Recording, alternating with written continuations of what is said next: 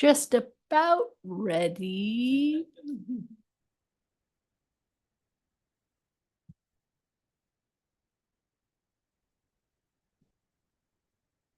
Awesome. All right, good morning, everyone. This meeting is called to order at 9:08 a.m. As a reminder, all members attending virtually need to please unmute and turn their cameras on. Director Ross, will you please take roll? Sure. Member Buttles? Present. Member Kanto? Present. Chairperson Clark? Here. Dr. Durden? Present. Member Haley? Present. Member Meyerson's not with us today. Member Overton, I don't believe is with us today. Member Palmer? Present. Member Sanchez? Present. Member Shepard? Present. Member Vaughn? Here. Chairperson Clark, you have a quorum? Thank you, Ross. All right, welcome to the third K-3 Early Literacy Subcommittee meeting. The Director of K-12 English Language Arts and Move On When Reading, Tiana Sanchez, will present and provide the subcommittee with a deep dive. Oh, sorry, am I off again? It goes off automatically. I didn't press it. Sorry, I'm gonna start over. All right, welcome to the third K-3 Literacy Subcommittee meeting. The Director of K-12 English Language Arts and Move On When Reading, Tiana Sanchez, will present and provide the subcommittee with a deep dive into Move On When Reading, Arizona's K-3 reading legislation. Okay, I take it that I'm on. Go ahead, Tiana. And I just want to, Chairperson Clark, I want to thank Tiana for joining us. She and her team are actually in Holbrook today doing a full day training. And so I very much appreciate her being with us to present. Thank you. Yes, I'm joining you from Holbrook, Arizona. I'm in Holbrook High School right now. We've just started our opening session and we will have a full day of professional learning for our educators on the science of reading and Scarborough's reading rope. So everyone has been so helpful here. It's a quaint, charming town. Really have that like the small town vibe to it. We're just happy that we have educators, about 78 educators that registered just for this one session. So we are on our literacy roadshow. This is our very first stop. But yes, I am happy to present to the subcommittee regarding Move On When Reading. This is Arizona's K-3 reading legislation. It's designed to promote early identification and targeted intervention for struggling readers so that they are reading at grade level by or before the end of third grade. And at the core, the legislation is about identifying and meeting the needs of our youngest students so that they become lifelong readers. I know that Move On in the title of this legislation is what gets the most attention, but there are several components to this legislation, and I will be sharing that with you this morning. So I have basically put together a presentation that will focus on a few of these large buckets of information. I realize that there's an abundance of information that we'll be reviewing today. So what I've done is I've embedded slides within this presentation for questions. So you don't have to wait till the very end, but we can have some question time in between each of these specific topics. So I'll be going over the legislation and funding, requirements for MAUR, and professional learning opportunities. So we're going to go ahead and start with the legislation. There are three key statutes that I want to go over with you. The first is ARS 15-701, promotion/retention. This legislation requires that an Arizona student not be promoted to the third grade if the student does not demonstrate sufficient reading skills on the reading portion of the statewide assessment, which is currently the AASA. A third grader who does not demonstrate sufficient reading skills may be promoted to fourth grade if they fall into one of the 4 good cause exemptions. Those exemptions are, first, if the student is an English learner or limited English proficient student and has had fewer than 3 years of English language instruction.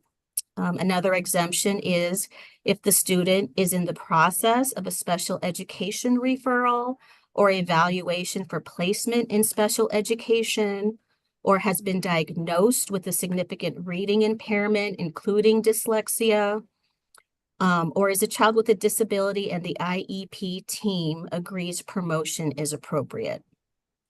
Another good cause exemption is if the student demonstrates sufficient reading skills or adequate progress towards sufficient reading skills of the third grade reading standards through a collection of reading assessments.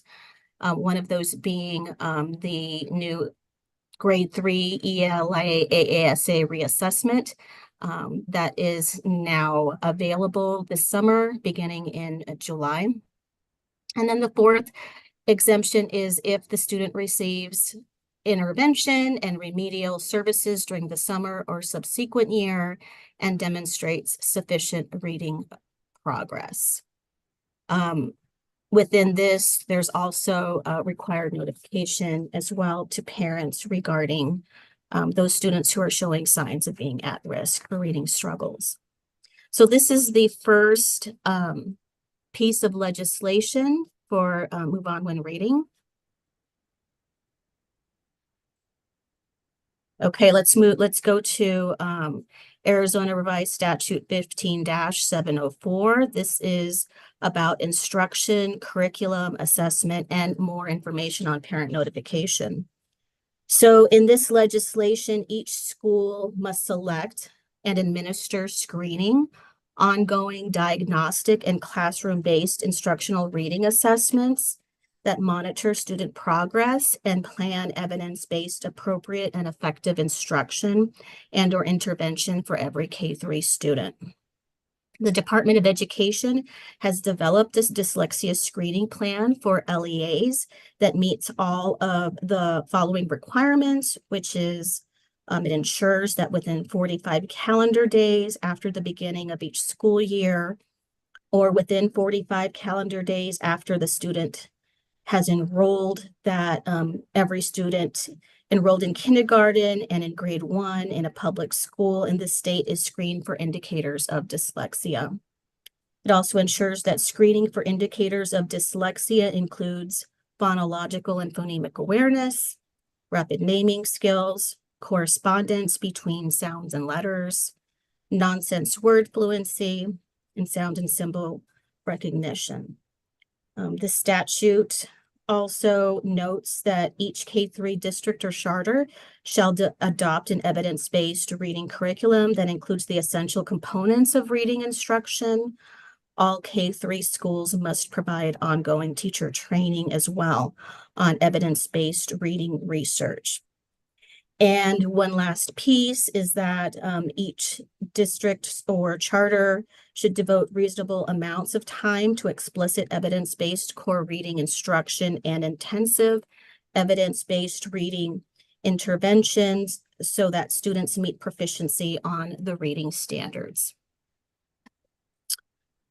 So let's move on to the third piece of legislation. This is ARS 15-211, Literacy Plan and Data Submission. So this particular legislation speaks to each school district and charter, ensures that at least one kindergarten through third grade teacher in each school has received training related to dyslexia. All districts and charter schools also must submit a K-3 literacy plan and beginning of year student achievement data to the Arizona Department of Education annually by October 1st. And it also requires for an annual state literacy report that is given to the State Board of Education and to the governor's office. So these are just some general overviews of the legislation. I also wanted to share with you that all of the legislation, including the full text of each of these statutes, is found on the Mauer website. So I have the address for that website there, also a screenshot so that you can see those three statutes that I have highlighted, as well as a ton of information is found on this website for not only educators, but as well for parents and for family.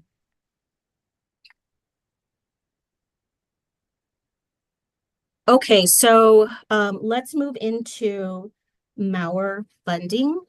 So Mauer is an Arizona statute that provides $45 million to fund K-3 reading for all public and charter schools in Arizona. The funding goes directly to schools. It provides approximately $150 per K-3 student. There are 4 buckets this funding can be used for. So as you can see here, it can be used for K-3 literacy staffing, literacy instructional materials, literacy assessment materials, and literacy professional development. Historically, these funds are usually used to pay for a reading coach or a reading specialist or interventionist at the school. So as I mentioned in the previous slide, the majority does go to staffing each year. We also find through the collection of these literacy plans, and as we see, the budgets for each of these LEAs, that we find that funds are also spent on K-3 instructional materials and requirements of ESSA for updating their core reading program. So for core reading program adoption. And then on this slide, I just wanted to share with you a breakdown of how LEAs have funded or used Mauer funds in the past 3 years. You can see starting in 2021 to 2022, 2022 to 2023 school year, and then 2023 to 2024 school year. For the most part, there hasn't been much change. Again, the majority of these funds are used by LEAs for staffing. Okay, so this is where I'm going to stop. We've gone over a lot of information over just the general basics of the legislation and the funding. My next 2 topics are going to get into requirements and professional learning. So if there are any questions regarding the 2 topics that I've shared so far, we could probably take a break here and discuss.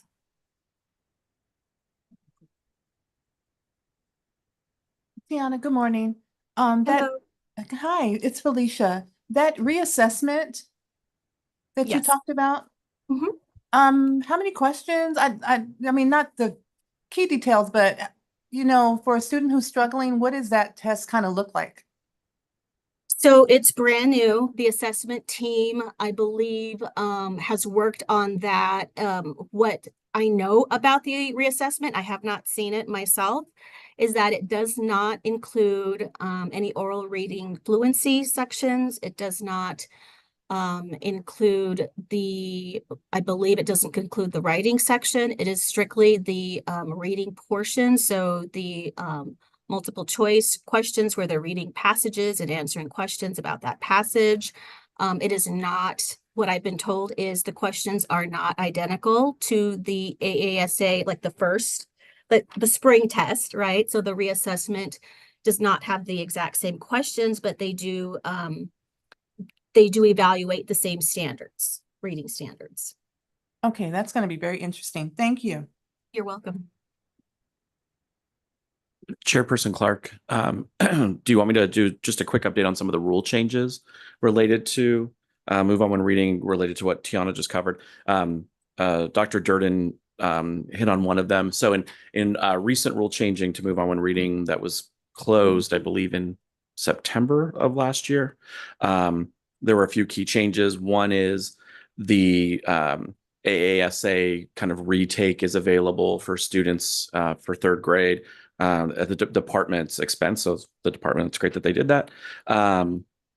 The move on when reading data submission piece starting in 25-26. Right now it is data are submitted 3 times a year. So by October 1st, February 1st, June 1st, in aggregate by grade level by school.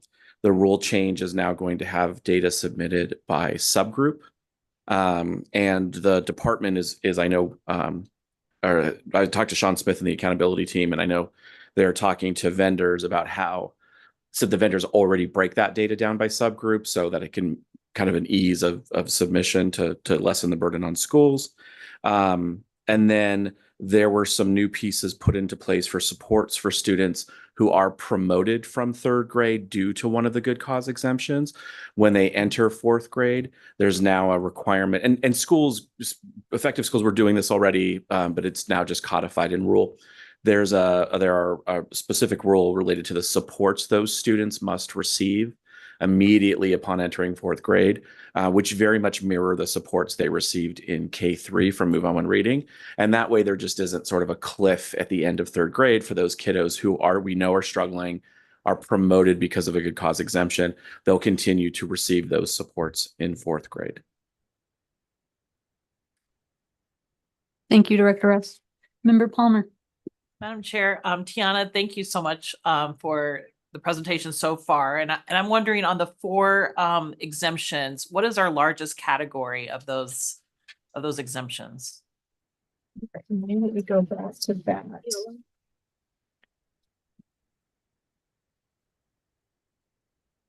One, I'd have to go back and get that specific data for you, but what I can say is one of the good cause exemptions that we get the most questions about is the special education referral. So we do get that quite a bit, and we definitely make sure that we share with the field that it is really up to that IEP team to decide what is best for that student. And so if the IEP team is deciding to go ahead and move that student to fourth grade, then I'm sure that they have, the data and the information that really supports that decision. Recently, we have had, because of the new AASA ELA retake, we've had quite a few questions regarding that as well, because it is brand new this summer. And so what we've done is we've held, I know Assessments has held a webinar with their district test coordinators, and I joined in on that and shared some information about Mauer and what that's going to look like on their Pearson Access Next platform as well. So those are the 2 areas that we get the most questions. I can definitely go back, and we have those reports. I just don't have that with me right now. I did, limited with what I brought over to Holbrook. And so I don't have my extra screen with me, or else I would look that up right now for you, but I can definitely make note of that and then share that with Sean so that he can share with the committee. Director Ross. Thanks, Tiana. Member Palmer and members of the committee. Tiana will share the updated data. I know historically, as a person who's involved in that program for a number of years, students on an IEP was by far the largest percentage of students. That was the largest reason why students were promoted due to a good cause exemption. Thank you. Both. Thank you. Anne.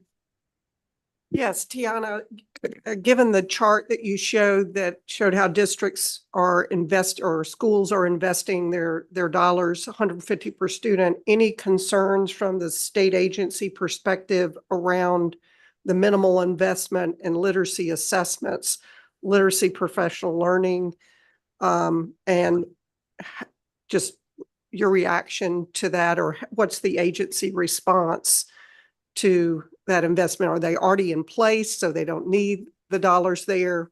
Not surprised as a school system person to see that investment in human resources.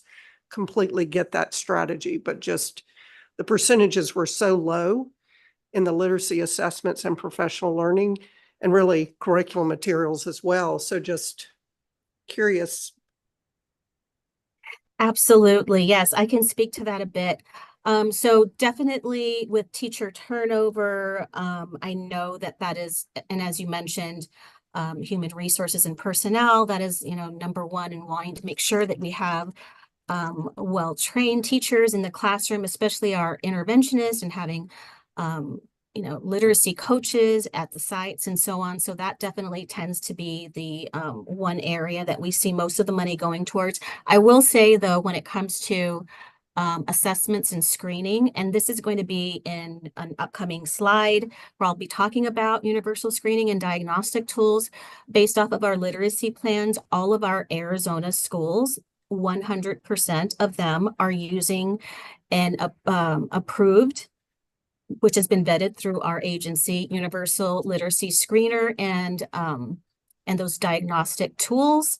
So I can understand maybe why they're not using so much of their money to update that, because they're already using that. Another thing to note with the funding, one thing that I can say that is something that is concerning to me. We don't have 100% of our Arizona schools who are using a vetted core reading program. We're close. We're in the, I believe in the 70s or 80s. I have to double check on my notes here for that slide. But given that, I definitely can see how, it would be helpful to use these funds to update those core reading programs. I know, though, however, that LEAs have their own processes for, their adoption cycles usually come within anywhere between, 4 to beyond, maybe 6, even 7 years out. However, understanding that part of the requirement is to be using vetted core reading programs is extremely important. So that's conversation that we have when we're reviewing these literacy plans. Every literacy specialist works with those LEAs, and definitely there's an action plan that is put in place so that we understand when and if they're not using a vetted core program, when they will be adopting one. So I hope that that answers your question a bit. Yes, thank you. You're welcome. Tiana, I think you can move forward. Thank you. Okay, great. All right, so let's move on. All right, so let's talk about early identification and targeted interventions. So legislation does require a balanced assessment system. This is per ARS 15-704. And in that legislation, it specifically states all Arizona schools with K-3 students will adopt an evidence-based reading curriculum that addresses the essential components of reading instruction and will administer screening, diagnostic, and benchmark literacy assessments to monitor students' progress and plan instruction. So in this legislation, a K-3 comprehensive balanced assessment plan is required. So these are the components of what a comprehensive and balanced assessment plan looks like. I will go through each of these and just kind of give a general description of them. So when we're talking about the universal screener and dyslexia screener, these are brief tests that are focused on literacy risk factors, which are highly predictive of the likelihood of reading at grade level. And these are usually administered during the first 4 weeks of the school year, as well as in the middle and the end of the school year.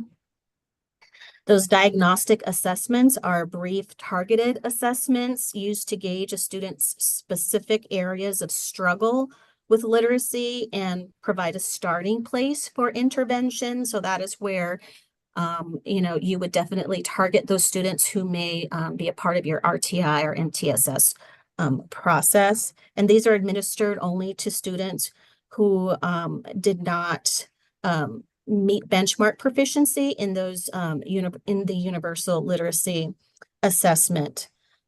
These assessments can spark, as I mentioned, RTI and MTSS. And then moving on to progress monitoring.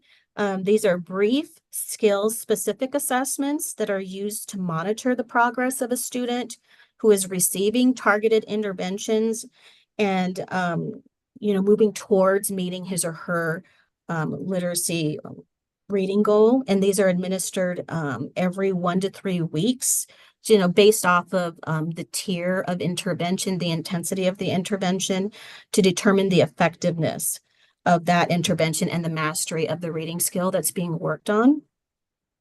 Formative assessments, those are just quick checks. Those are administered in the moment of learning. So when you have your students give you a thumbs up, or you have them do an exit ticket, those are all types of formative assessments. Our benchmark assessments, those are comprehensive tests used to supply teachers with individual student data to identify a student's readiness for success on a later high-stakes test and to evaluate ongoing educational programs. And these are administered usually once per quarter during the school year. And then finally, we have our summative statewide assessments. These are end-of-year exams that provide information on the student's mastery of those literacy goals, the effectiveness of the program, the reading program, and also whether they've met state accountability requirements. And these are administered at the end of the school year. So that would be our AASA assessment. So altogether, these work towards a balanced and comprehensive assessment plan, which is required by statute. Okay, so let's take a look at some of these screeners. So on the left, you will see that that is what you will see in our universal screeners. So those are all of the components that you see there.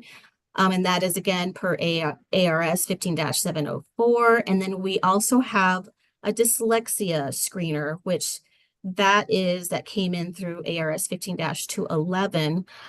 There's overlap in both of these.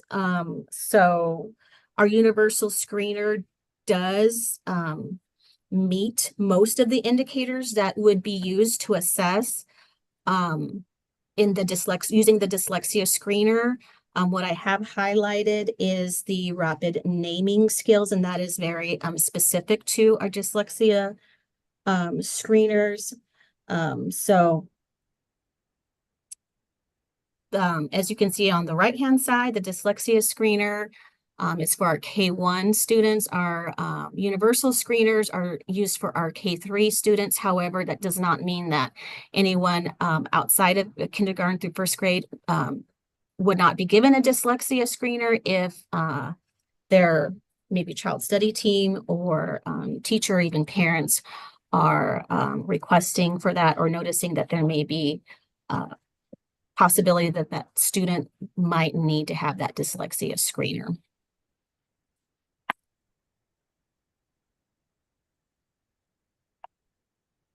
So let's talk about the process for approval of these screeners. So how did these screeners get on our approved list at the agency?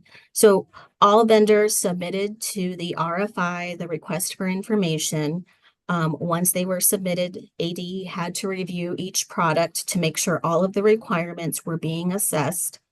Our K1 requirements, as I mentioned, the dyslexia screener, though it can be extended to later grades. And then also in our K1 universal literacy screener, we wanted to make sure that they were definitely looking at phonological awareness, phonemic awareness, rapid naming skills, phonics, correspondence between sounds and letters, sound symbol recognition, and nonsense word fluency. And then for our first through third graders, they must have oral reading fluency.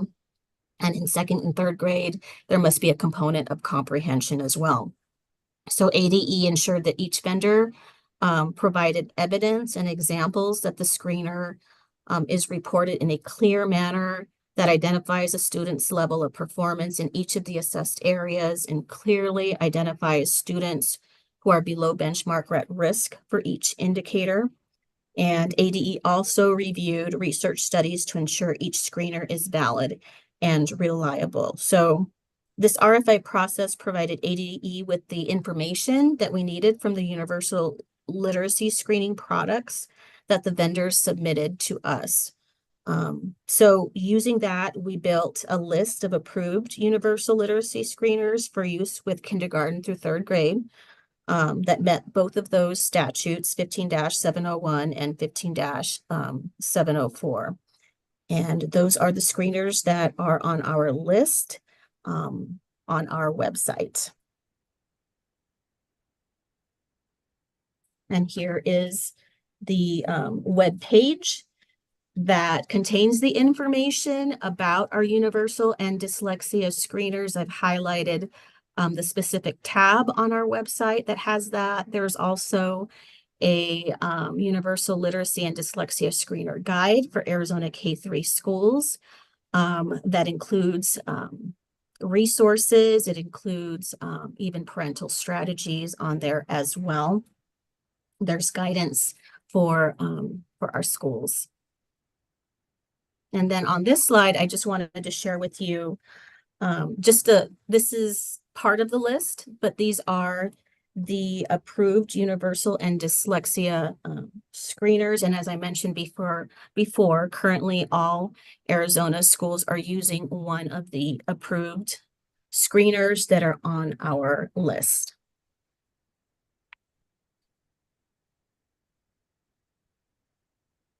I also wanted to include in this section information, since we're talking about the dyslexia screener, information about the dyslexia training designee or DTD.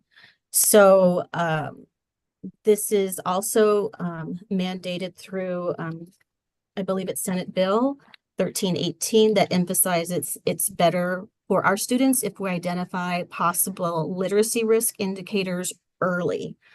So what the law requires is that there should be a dyslexia specialist at ADE, which we do have, and that person should be offering virtual and face-to-face trainings, which she does. It also requires that each K-3 campus must identify a dyslexia training designee on their staff. Most recently, House Bill 2060 added that person can be not just a K-3 teacher, but any K-3 literacy coach or literacy specialist. Also, every school must have at least one DTD that completes dyslexia training. And as you can see, there are 3 areas of training that must be met. So reading instruction, intensifying instruction, and understanding and recognizing dyslexia. So again, these trainings went through an RFI process very similar to what I described when we were looking at our universal screeners and our dyslexia screeners to ensure that we had an approved list of training programs that met all the criteria that was required. And in order for a school to select the DTD, they must also select the trainings or different trainings. We have a variety of them from our approved list. And here we have our specific web page specifically for dyslexia. And there is a lot of resources here for our DTDs. So there's guidance here. There are resources here. We also have resources for our parents as well, including guidance in a handbook and also professional learning opportunities where they could work with our dyslexia and intervention specialist. And then I wanted to share with you as well, this is not a comprehensive list, it's just a screenshot so that you can see some of the trainings that have been vetted and approved. And again, you can see that some of these trainings meet 1, 2, or even all 3 of those requirements. So at the top, it'll say, you know, the instruction, the intensifying instruction, or the dyslexia piece. And so it is really up to the LEA to determine which route they want to go, if they want to select from one specific vendor or choose various vendors to meet all three of those requirements for training.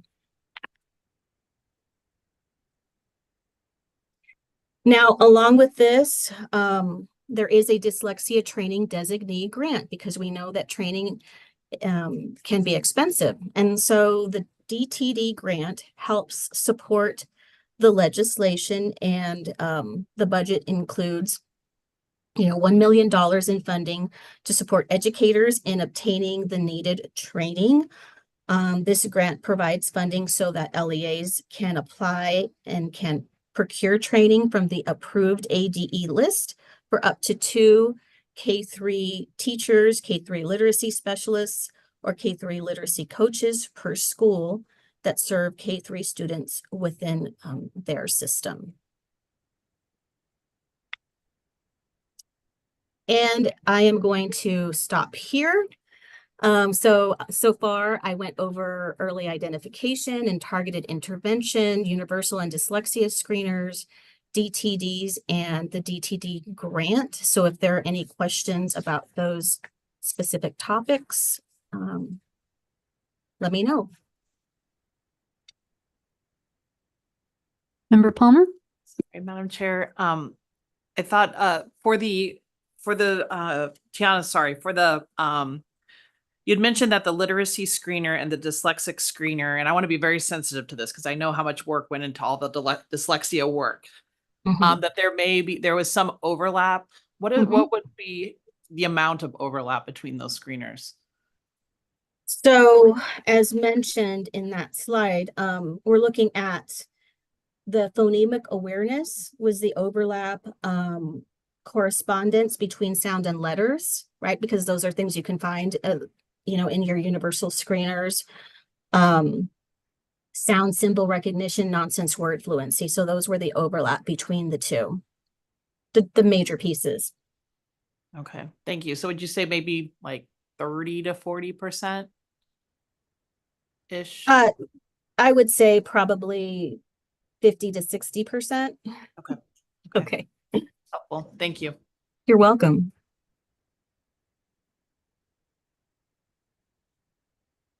Chair Clark, do you want me to provide a little bit of background on to help Member Clark or Member Palmer's question? So Member Palmer, as Tiana said, there's a great overlap between the two screeners. When dyslexia legislation was passed in 2017, there were no dollars attached to the bill, so the department had to sort of figure out a way to implement effectively without any funding. And so the department's ELA team at the time was able to work with the vendors on the approved list to add the elements from the dyslexia screening legislation that weren't present in the Mauer legislation at no cost to the state or to schools, so that schools could use the same screener they had been using, same system they had been using to administer it, same, you know, coach, whoever they're bringing in to do it, to minimize impact on schools. And so you know, to my knowledge, and it's been a bit since I've been directly involved, but to my knowledge, that's still the case. So I'd like maybe Member Shepherd or another member who's at the site level can speak to that. Sure. Yes, that is accurate. So we use a cadence, and cadence reading takes care of most of our kids. And then if we have a screening that indicates that a child might need further assessment, yes, we will do that. And there's a initial 2, and if we still want a more documentation, then there's 2 additional ones that we can go use that a cadence has provided, and all of our reading specialists and our teams have been trained to use those. I would just say very much the same. We use a different vendor, but the process is identical. So there is a lot of overlap, but I don't think from our end that's ever been perceived as problematic. It kind of allows us to diagnose many things at one time. And yeah, the addition of the dyslexia screener actually wasn't problematic either. The vendor was very responsive, is one of the approved ones. We use Amplify. And so that's been very easy for teachers to administer and capture that information that's required by statute.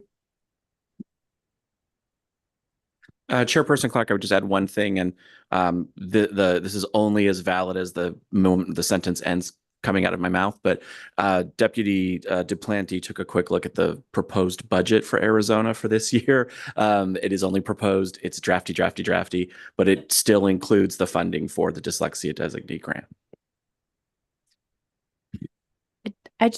Go ahead. Sure.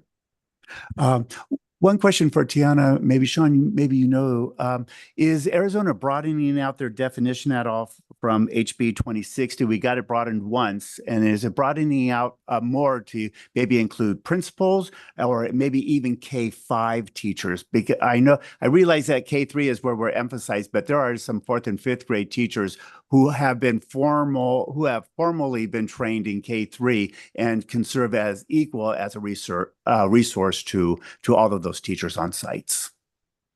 I'll ask Sean to answer that. I don't know. Member Shepherd, members of the subcommittee. So the bill that Tiana referenced, originally the language was a K-3 teacher, which was rather limiting. You know, there are coaches, specialists, administrators, or other folks, just depending on the size of the school or the function of the school, who could serve that dyslexia designee role. So the definition was expanded. At this point, it is still that specific legislation and that specific grant. That specific legislation is focused on K-3. However, with the advent of the K-5 reading endorsement, you do now have by 2028, every K-5 teacher of reading will have a baseline level of training or coursework in science of reading, including dyslexia. And I know when I was at the department, some of the approved vendors, the approved programs on the list that the department provides not only meets the K-5 reading endorsement requirements, but meet the dyslexia designee requirement, trying to kind of get more bang for schools' bucks. So you very well could, in the near future, have K-4 and 5 teachers who have that training as well.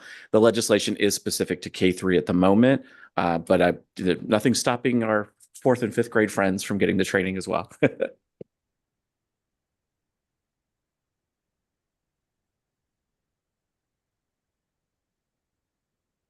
Pardon me for this is more of an ignorant question, and perhaps members of the subcommittee can also contribute. For the dyslexia screening, as you described, Tiana, it said 45 calendar days with sort of either enrollment in a K through or kindergarten and 1st grade, either at the start of the year or whenever they join.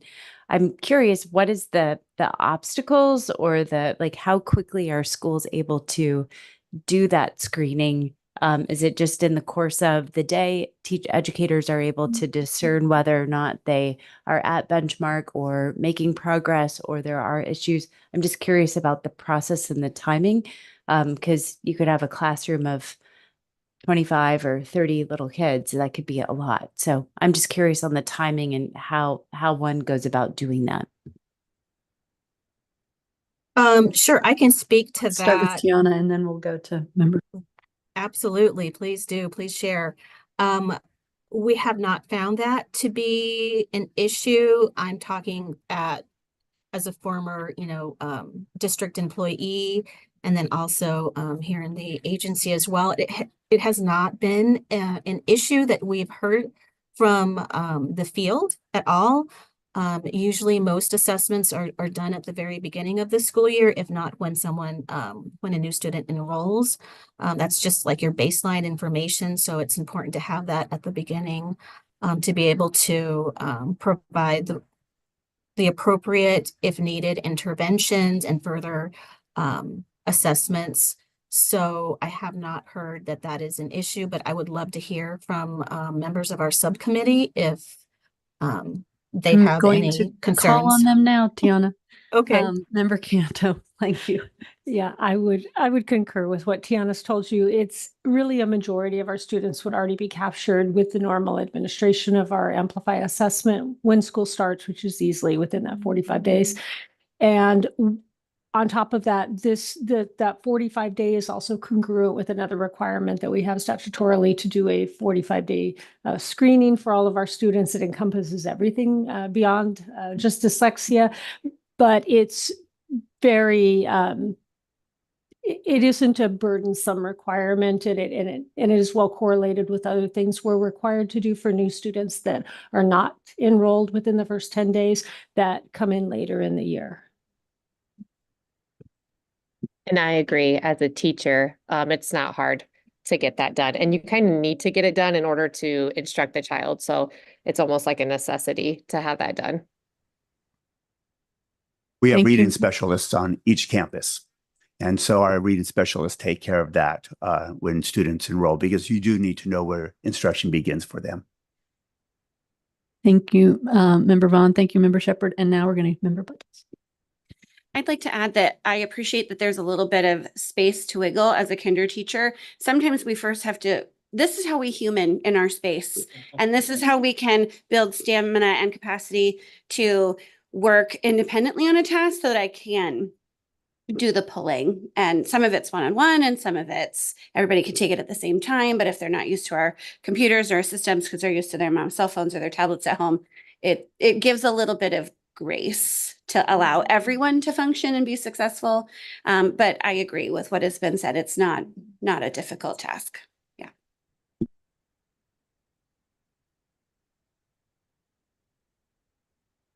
All right, we'll let you, Tiana, you can move on to your upcoming topics. Thank you.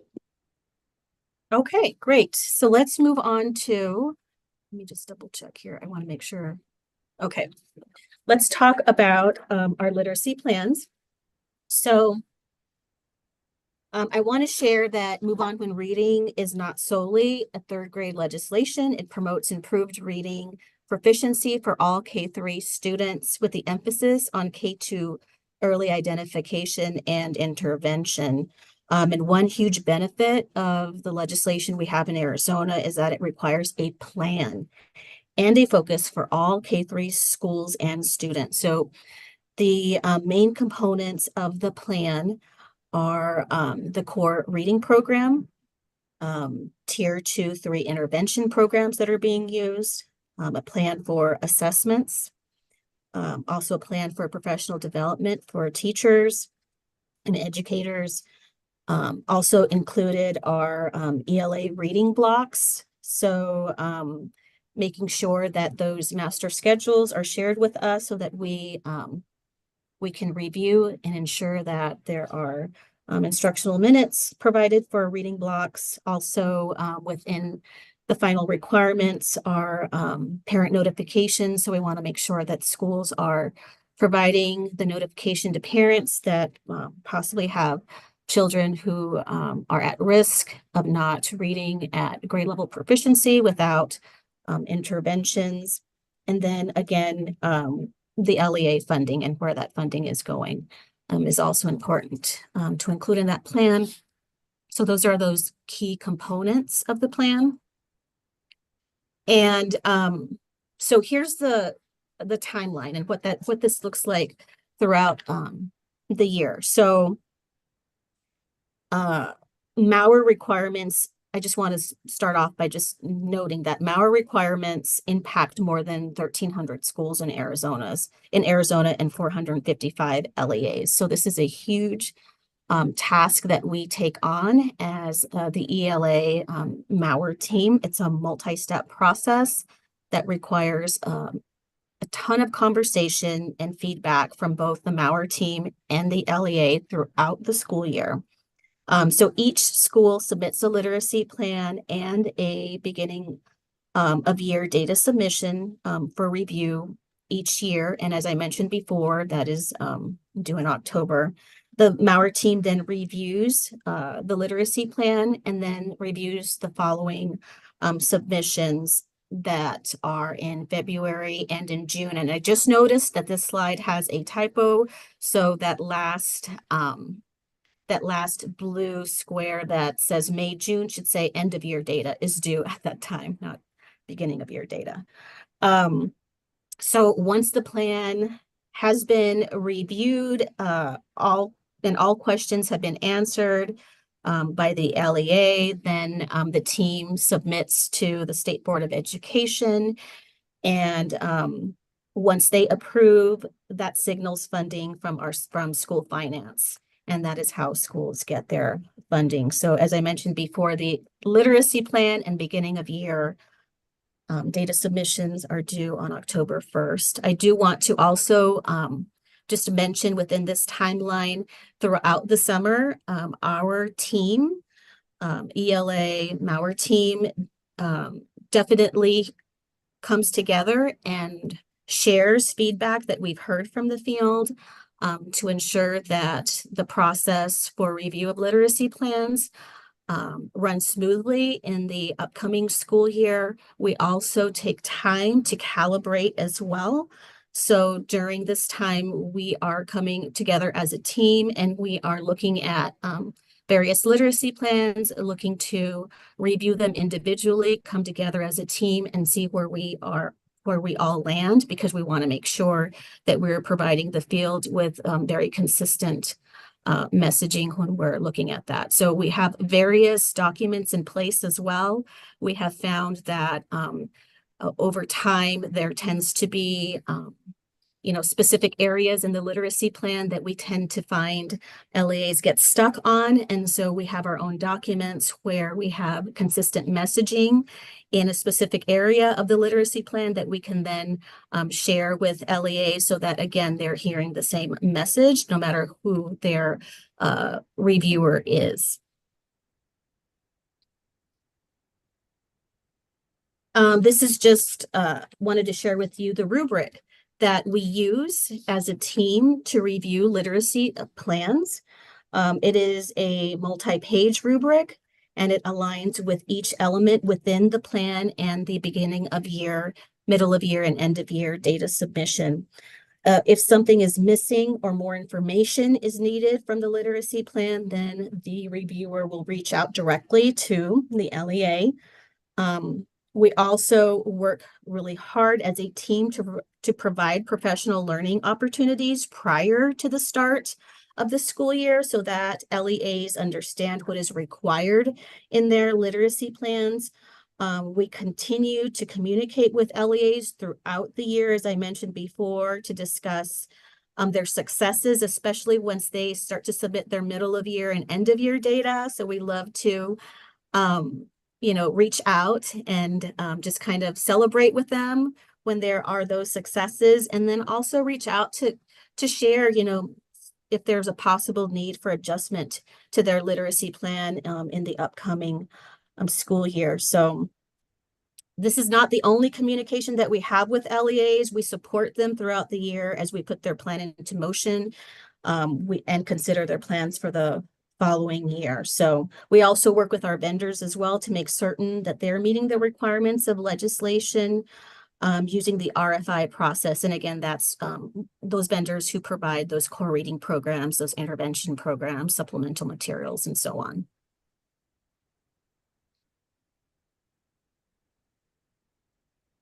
All right, so as I mentioned, the Mauer team, we like to keep open lines of communication. We do our very best to build relationships with our LEA contacts over the years. It's important for us that the specialists assigned to those LEAs understand the history of that LEA's journey to improve student literacy outcomes. So we typically try to keep the same reviewer with the same LEA as much as possible. We hold weekly office hours in August and September, specifically around Mauer and literacy plans. We also have a variety of guidance and documents and videos on our website that you can see there on that screenshot. We're always available to speak via phone, Zoom, or in person with LEAs. We definitely promote communication as much as possible. And then looking at the literacy data collection, I mentioned this in a couple of slides, previous slides, but literacy data is collected 3 times a year. The data is used for a variety of purposes. It allows LEAs to reflect on their systems as a whole with the entire literacy team, which usually includes the administrator, teachers, coaches, special education teachers, even paraprofessionals. And ADE, we use the data to determine targeted areas of literacy as well as regions of Arizona that may be needing more support. And that really does help us, especially with our roadshow in the summer, to determine which of those rural communities that we definitely need to reach out to and provide more professional development. So collecting data also allows those LEAs to progress monitor their literacy plans and again, make the appropriate adjustments as needed. We're also able to find those LEAs that are demonstrating success, and we, kind of share some of the work that they're doing with the field to assist other schools with ideas around what's working. So as you can see, this is our, at the beginning of the year, our due date is October 1st, and middle of year is February 1st, and end of year is June 1st for data submissions. And then I just kind of wanted to share with you why it's important at the local, state, and national level to collect data. I'm not going to read through each of these, but I do want to point out a few of highlights. When you look at the state, so collecting data has really helped over the last 2 years to acquire funding. So the more data we have, the more information we know about what are the needs in our state. And then that allows us to clearly explain in our, grant applications what is needed in Arizona and able for us to acquire some grants, including some of our federal grants. And then also at the national level, we're able to look at, where we are as a state when we compare ourselves to, the country. And we're able to celebrate some of these things because looking at our NAP progress, we've moved from 46th to 28th in 4th grade reading since MAUR was implemented. So we're looking at from 2013 up to 2022. So that is great. That's great growth we're showing. I mean, we don't want to forget about looking at those and making sure to celebrate the growth. I do also want to share with you that we have a new MAUR portal that is being built. So a couple of years ago, the State Board of Education recommended and also previous administration agreed that a portal reimaging was needed. And so that progress has begun. The MAUR team has been meeting with the ADE-IT team for that work all year long, starting last year and into this year as well. And our goal is to better align our literacy plans with the continuous improvement processes that may already be in place in those LEAs. The new portal will look and feel, new and better, with updates. It's going to also include capturing, as it does, but even more so, student performance data as well.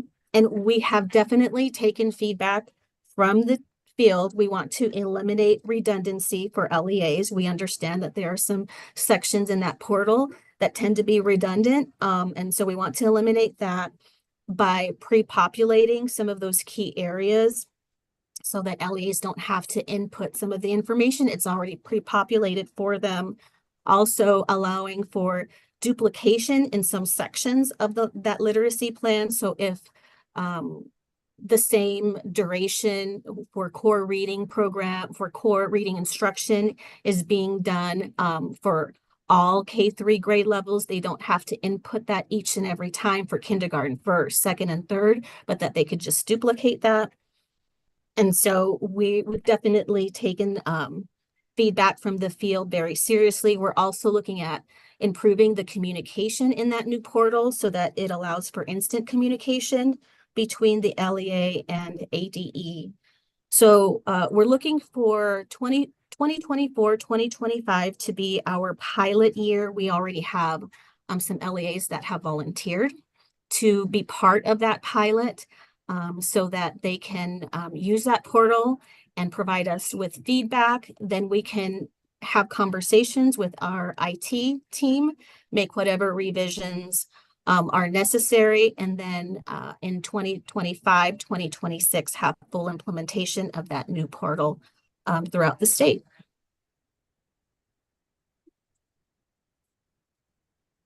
I also want to talk about high quality material. So this is going back to our process for vetting our core reading programs and our intervention programs, our supplemental materials. We no longer want to simply say that this product X is great. Now we want to prove that it actually works. And that's due to the Every Student Succeeds Act, ESSA. So there are tiers of evidence within ESSA. And so what we do when we are reviewing core reading programs, when we're reviewing intervention, supplemental materials, we are looking at the research behind that program. So as a team, what we're doing is we are determining whether the research shows or proves that that specific program meets one of the top 3 tiers of ESSA. So tier 1 being strong evidence, and that requires, again, research that shows that that program has a positive, statistically significant impact on student outcomes without any negative findings from a well-designed, well-implemented experimental study that examines that particular program. And usually, and these are, random controlled trials that are done at that level. And then when you move into tier 2, when you're looking at moderate evidence, it's pretty much looking at the same thing as tier 1, except that this might be like a quasi-experimental study where it's not a random, controlled trial. But it still does maintain positive, statistically significant impact on student outcomes without any negative findings. And then when we're looking at those programs that fall into tier 3 or promising evidence, those types of research provides evidence from at least a correlational study within statistical controls. So it allows for a statistical model that determines that there's a relationship between this program and some student outcomes. So that would fall under tier 3. So when we're vetting those programs, we're not looking at, because we're local control, we allow for, schools and districts, LEAs, they are looking at the program and the specific pieces of that program and whether that meets their students' needs. What we're doing is we're kind of front loading the work. So we're looking at the research behind it for LEAs and ensuring that what we have on our vetted list does show that it demonstrates those positive outcomes for K-3 students that use those programs.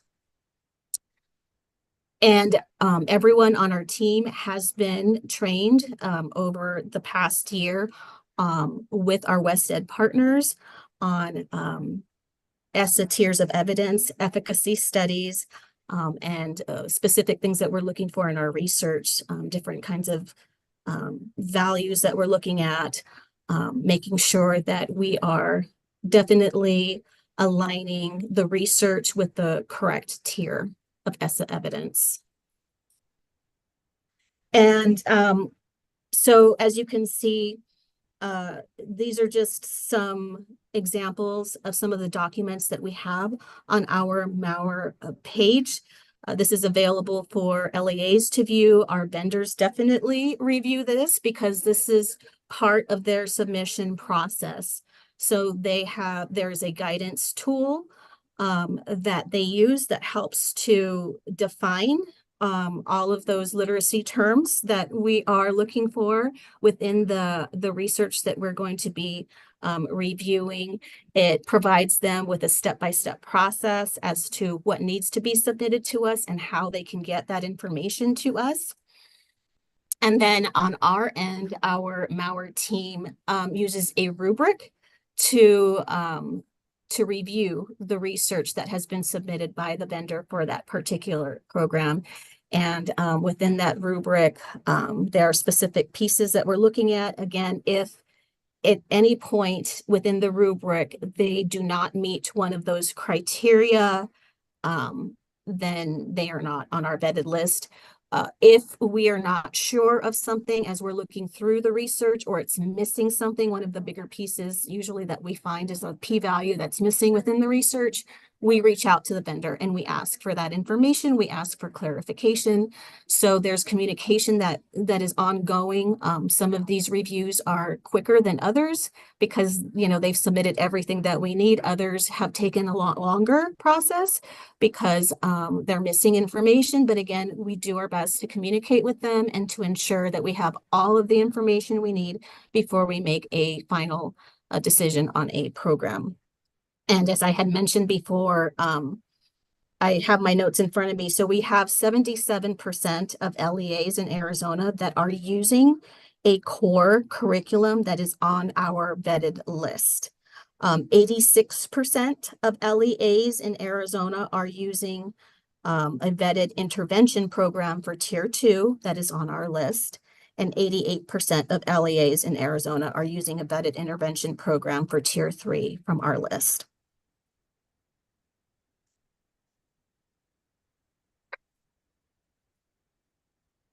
Why is it important to use high quality materials and vetted programs? Well, those materials and programs have been shown to work with certain populations or grade levels. So therefore, if they are used appropriately, they can be trusted to work with similar populations.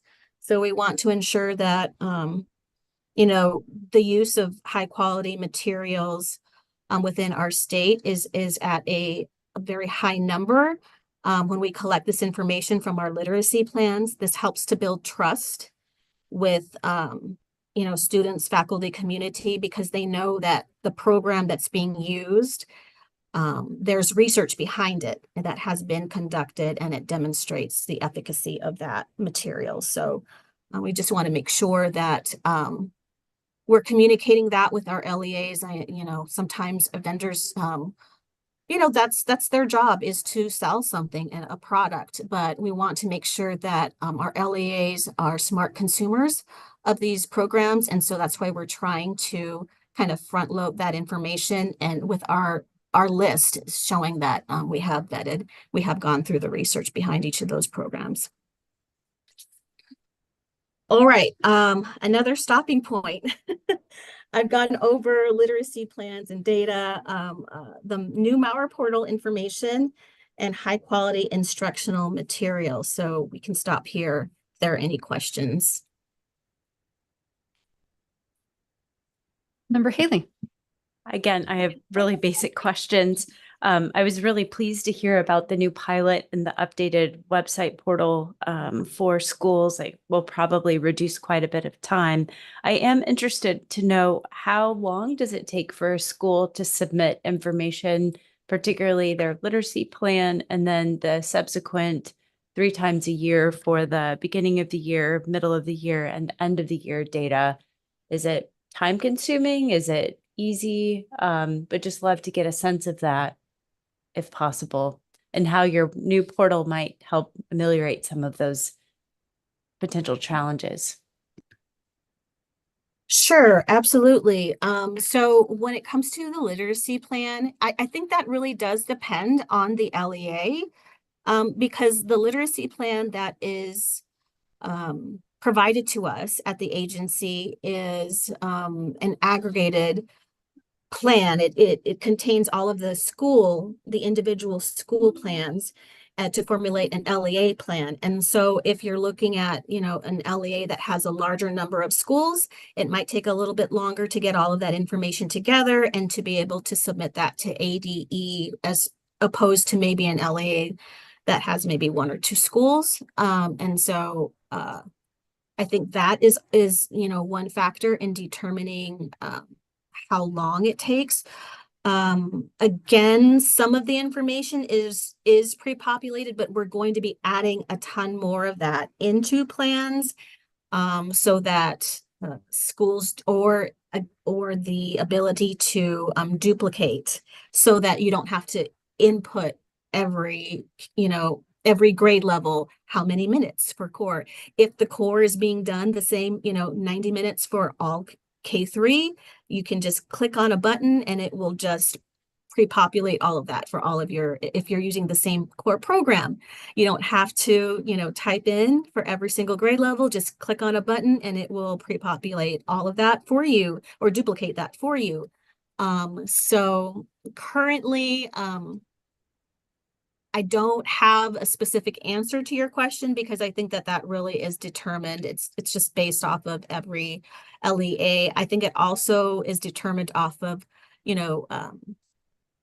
turnover rate as well. You have people who are brand new. I've spoken with some,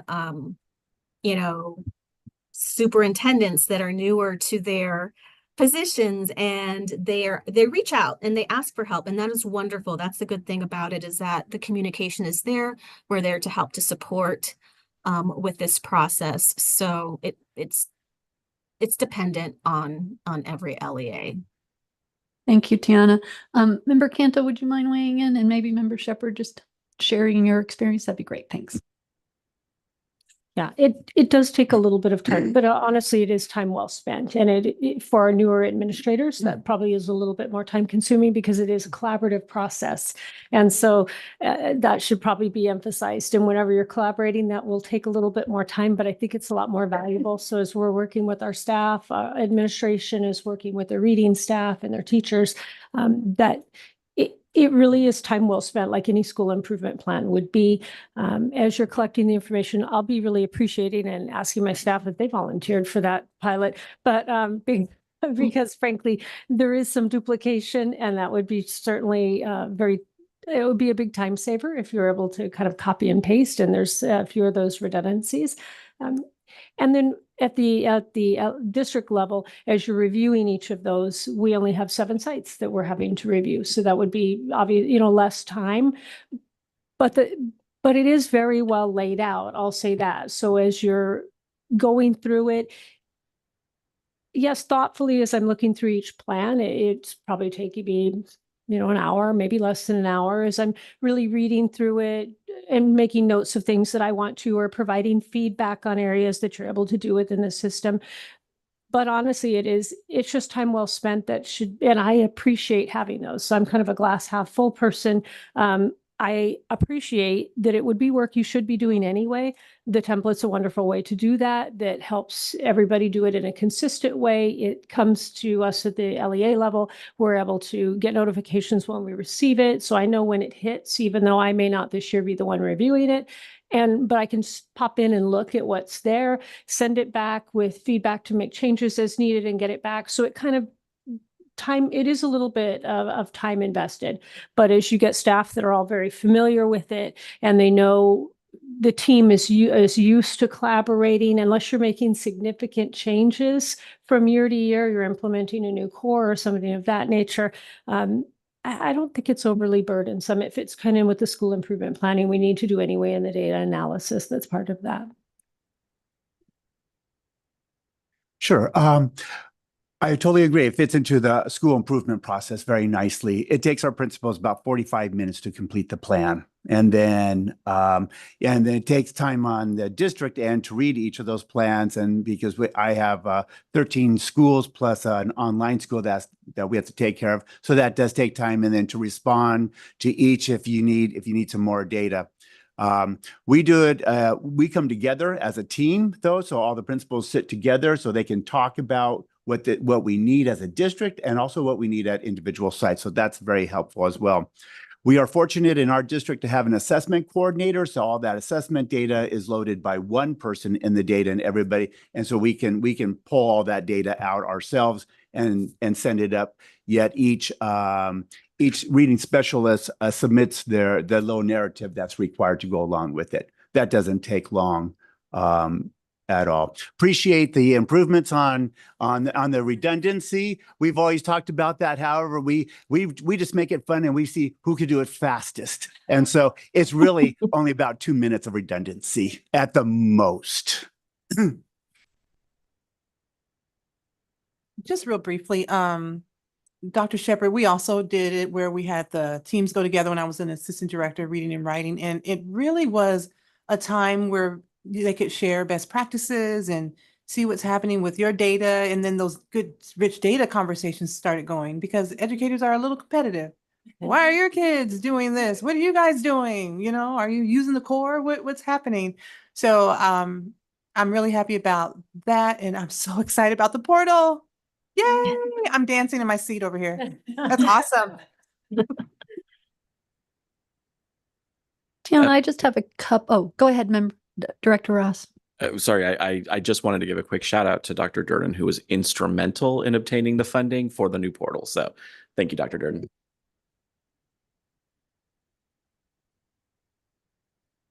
Tiana, I just have a couple questions. One is you referenced in the when the department collects the literacy plans. Can you just go a little bit, give me a couple of examples of how the department looks at those and informs the work and the TA and the professional development that is provided to the field? Absolutely. So we definitely look to see what are those trends. Are we finding, we come together once we've reviewed all of our literacy plans, we look at that pretty much over the summer and we look to see what did you note and what did you find? So we have specific, as I mentioned, specialists that are working with LEAs in various areas of, Arizona, throughout Arizona. And so looking at that information really helps us to determine, oh, well, this particular, I've noticed from these LEAs in this particular region that there may be some confusion regarding, tier 1, tier 2, tier 3.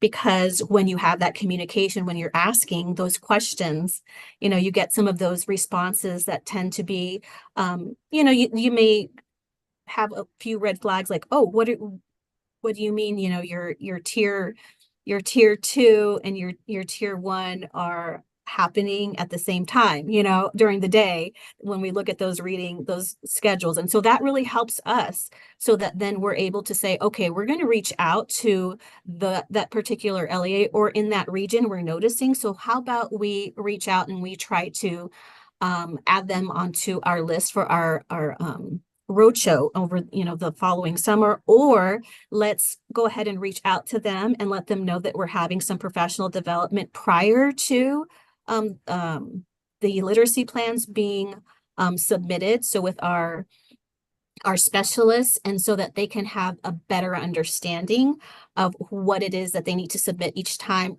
We also refer them to our on-demand knowledge blocks as well, if those are if there's specific training that meets a concern that we're noting from that LEA or from specific regions in Arizona. So it's very helpful to us to have these literacy plans and to have that open communication back and forth, because it really does help us to really target what is it that we're noticing in the field that there may be confusion on and that we need to provide clarification, whether that's through professional learning, could be through our office hours.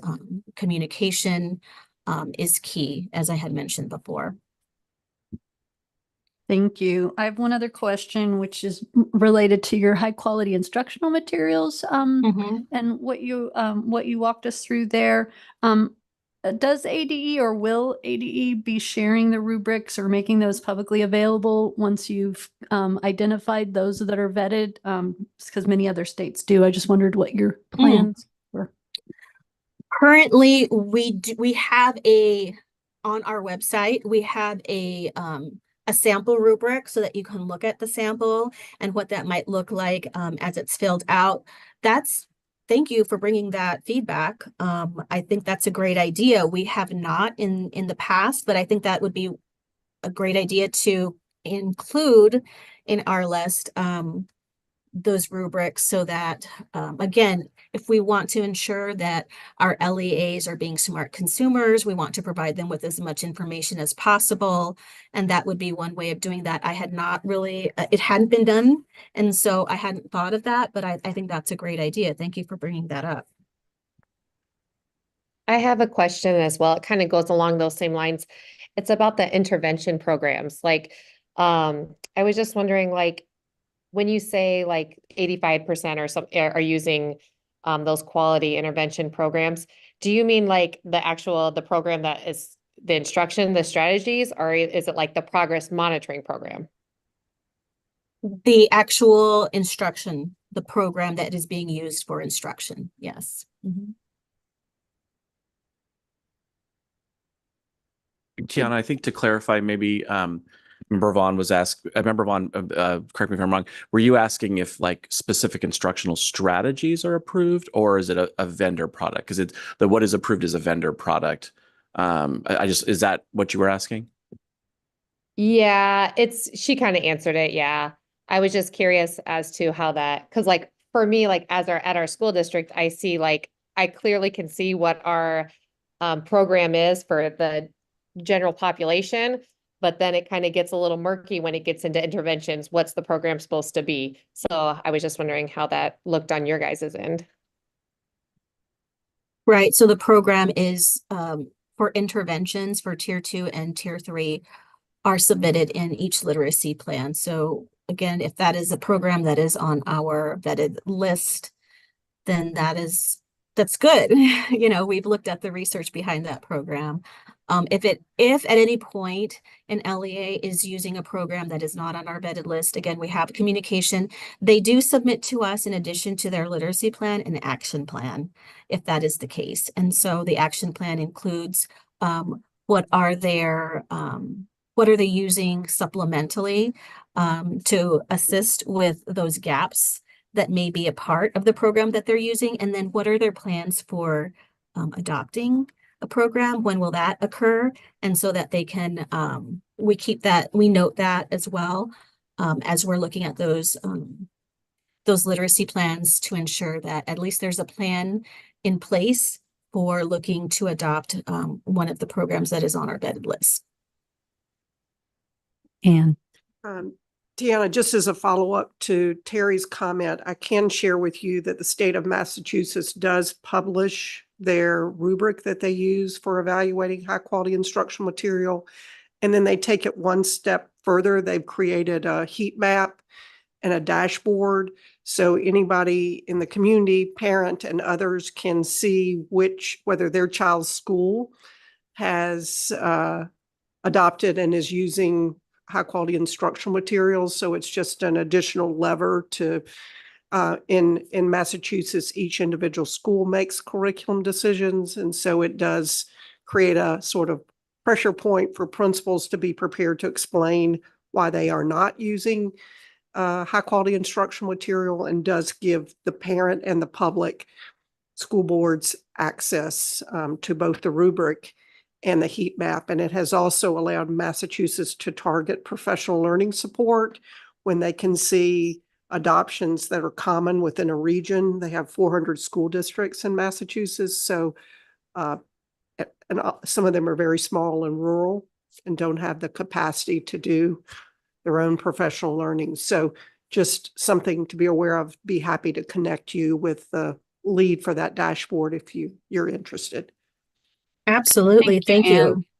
I just wanted to say, we do, as Read on Arizona does, through a data partnering with ADE, actually include the instructional materials on Maplet, so you can see by region and by school and by district. That's great. When they have that information available, we make it available to the public. Any other questions? Yes, Member Shepherd. Just a very quick question. Tiana, is everybody involved in the pilot this year, or is just selected districts? No, not everyone is involved. No. What we've done is we've reached out to specific LEAs that we know have completed, like they're consistently using our portal in a manner that demonstrates they very much understand it, and they usually don't have very many questions with the current portal that we have, and so they've demonstrated some mastery in that, and so we have reached out to see if there are any volunteers coming from those specific LEAs, and we have had some volunteers, and so part of that for next year, if they are volunteering to pilot for that new portal, would be that they would still be using our old portal. So it's going to be an additional, that's why it's volunteer. So they will still be using the old portal to submit their literacy plans, but they'll be using the new portal as well to help us with that. So that's why it's volunteer basis. And it's only like, a few. So far, I think right now we have it. I think there's 4 LEAs that have volunteered for that because it is additional, work on their part. Thank you. Appreciate that. Yes. Member Clark, if I may be so bold, I think what Member Shepherd was maybe getting at, but not quite saying, so I'll just say it for him, is I think there might be some interest from folks on this subcommittee to be volunteers in that pilot. So if that were an option, could they email you and reach out? It was all good until she said we're doing both. There you go. And then I thought, Right. yeah. There's several principals who could get me on that. Yes. All right, if we're you- gonna, you're Tiana, we're interested, gonna let me keep know. us moving here. Okay. So you can go to the next and Okay. last 2 topics. Absolutely. I'm almost done. So let's talk about professional learning, high quality professional learning. As we all know, programs don't teach students alone. It really does take a highly trained teacher who understands how students learn to read and what to do when a student is struggling, how to intervene or enrich using the curriculum that's provided. And so again, our legislation requires professional development on reading research. So in addition to supporting our legislation and related needs, the ELA team provides a plethora of learning opportunities and also some technical support as well. Our Mauer docs are updated every year to provide current information to the field. Our technical supports include, we have webinars, we participate in a ton of communication, individual, phone calls, virtual calls, any type of support specific to LEA schools and even individual educators as well. We have also created videos for both Mauer support and other training, and we house all of those on our ELA professional learning website, which you can always just go to our Mauer website and find that on the right-hand toolbar, and it'll take you straight to this professional learning website. I think I mentioned before, we have our Reading Fundamentals On-Demand Academy that includes free asynchronous learning opportunities for educators and really anyone who'd like to take those trainings. Most of the trainings in the On-Demand Academy require about 5 hours. And they also include like a knowledge inventory as well for teachers to take at the end.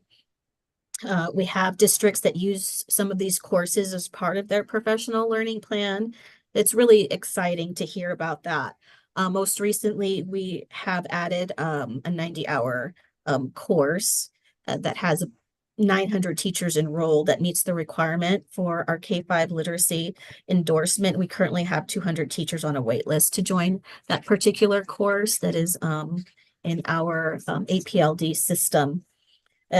Equally exciting, we also have book studies that have been well received from the field. In fact, we have a book study starting this summer on the writing revolution, and we already have over 200 educators that have enrolled in that particular book study. As you know, I am here in Holbrook and taking part in our literacy roadshow. We will be going to traveling to Bullhead City and Yuma during the month of June. And we also have a virtual option completely full. We have 300 educators that are part of that. So in all, just with this literacy roadshow, we are probably going to be working with around 600 Arizona educators and providing professional development to them just over the summer. And then finally, our office hours is our monthly meeting to support the field by sharing updates or new information. We hear about things happening at their schools and we answer any questions that that they have. I'm extremely proud of the ELA Mauer team through, all of these opportunities that are being provided to the field for professional development. We have provided professional development to more than 4,000 educators since July 1st of 2023, all the way through May of 2024. So that is a huge part of what we do. And almost done. Part of that has to do with our K-5 literacy endorsement. Our Deputy Associate Superintendent Linda Burrows, along with Bruce Duplanty, went on a K-5 literacy endorsement roadshow this last school year, and they shared information with LEAs across the state. This endorsement is required for all K-5 educators that teach reading. Educators certified on or before August 1st of 2025 will have until August 1st, 2028 to obtain this K-5 literacy endorsement. And educators certified after August 2025, they get that 3 years, that window there. I'm trying to go quickly because I know that I have a few more slides. Our letters, 3rd edition, this has been another professional learning opportunity that has been very much well received throughout the state. We've had at various points, we've included more licenses, more cohorts. So we started with our summer fall 2022, where we had 40 cohorts. Each cohort includes 40 participants. So that was for a total of 1,600 participants in our letters 3rd edition cohorts that started at that time. In the fall of 23, we added 35 more cohorts, which is 1,400 more of educators that were included in letters 3rd edition. This summer, we have our first cohort of our 3rd edition facilitator training. So we are now moving into the phase of how do we sustain this and make this sustainable beyond ESSER funding, because ESSER funding was what we were using to help with this project. And so one of the ways of doing that is to have facilitators who are trained at the LEA level to continue to train teachers on volume 1 and volume 2. So this summer we are starting our facilitator training in July. And so they will get training on that. We have currently four cohorts, a total of 100 participants. And so that's a start for us, and we'll keep working on that and including more cohorts as we can, as funding is made available. And then finally, let me move on to my second to last slide. I just wanted to talk a little bit about funding. So again, data collection does allow for these literacy initiatives to acquire funding for training. There's funding allocations for our early literacy grant, our dyslexia designee grant, foundational literacy coaching grant, our letters 3rd edition, as I just mentioned. And then we have our comprehensive state literacy development grant, which we are hopeful to be applying for again in this next cycle that is upcoming. And I'd like to end by sharing some AASA ELA data. As you know, like every other state, we lost ground during the pandemic. And only 41, now we are at only 41% of our 80,000 plus 3rd graders that have passed the most recent statewide AASA reading assessment. We understand that there's still achievement gaps that persist, especially among those economically disadvantaged students.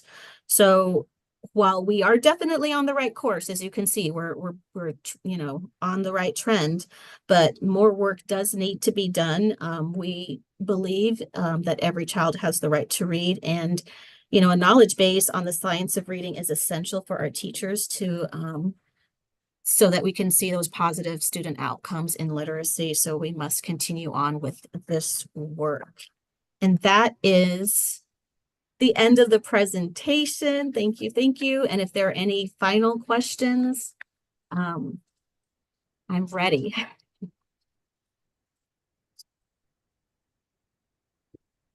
Member Vaughn, do you have any questions? We don't have any questions here in the room. Nope, thank you. Thank you, Tiana. We really appreciate it. Well done. Thank you so much. All right.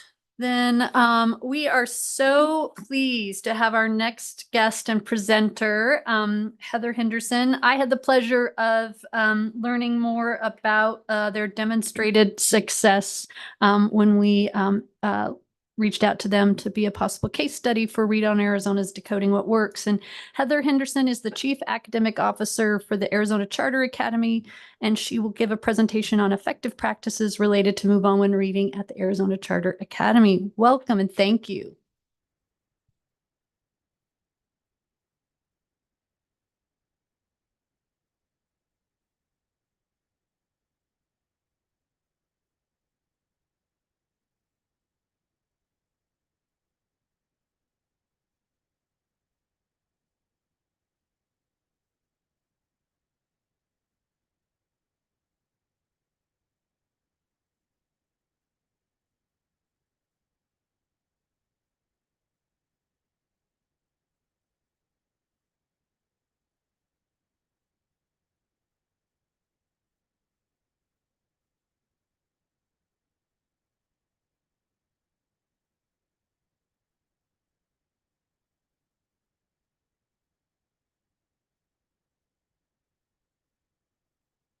That through a really good presentation. I don't know how much new you're going to learn from me after this. I think I got a lot of confirmation from the presentation.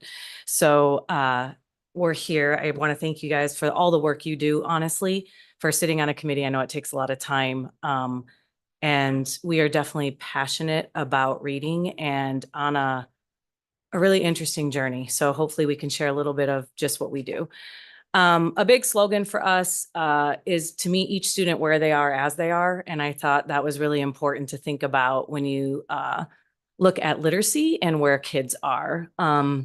You can be on either side of the political system, but I think that we can agree that if you can meet each student where they are as they are, we can find some really good common ground.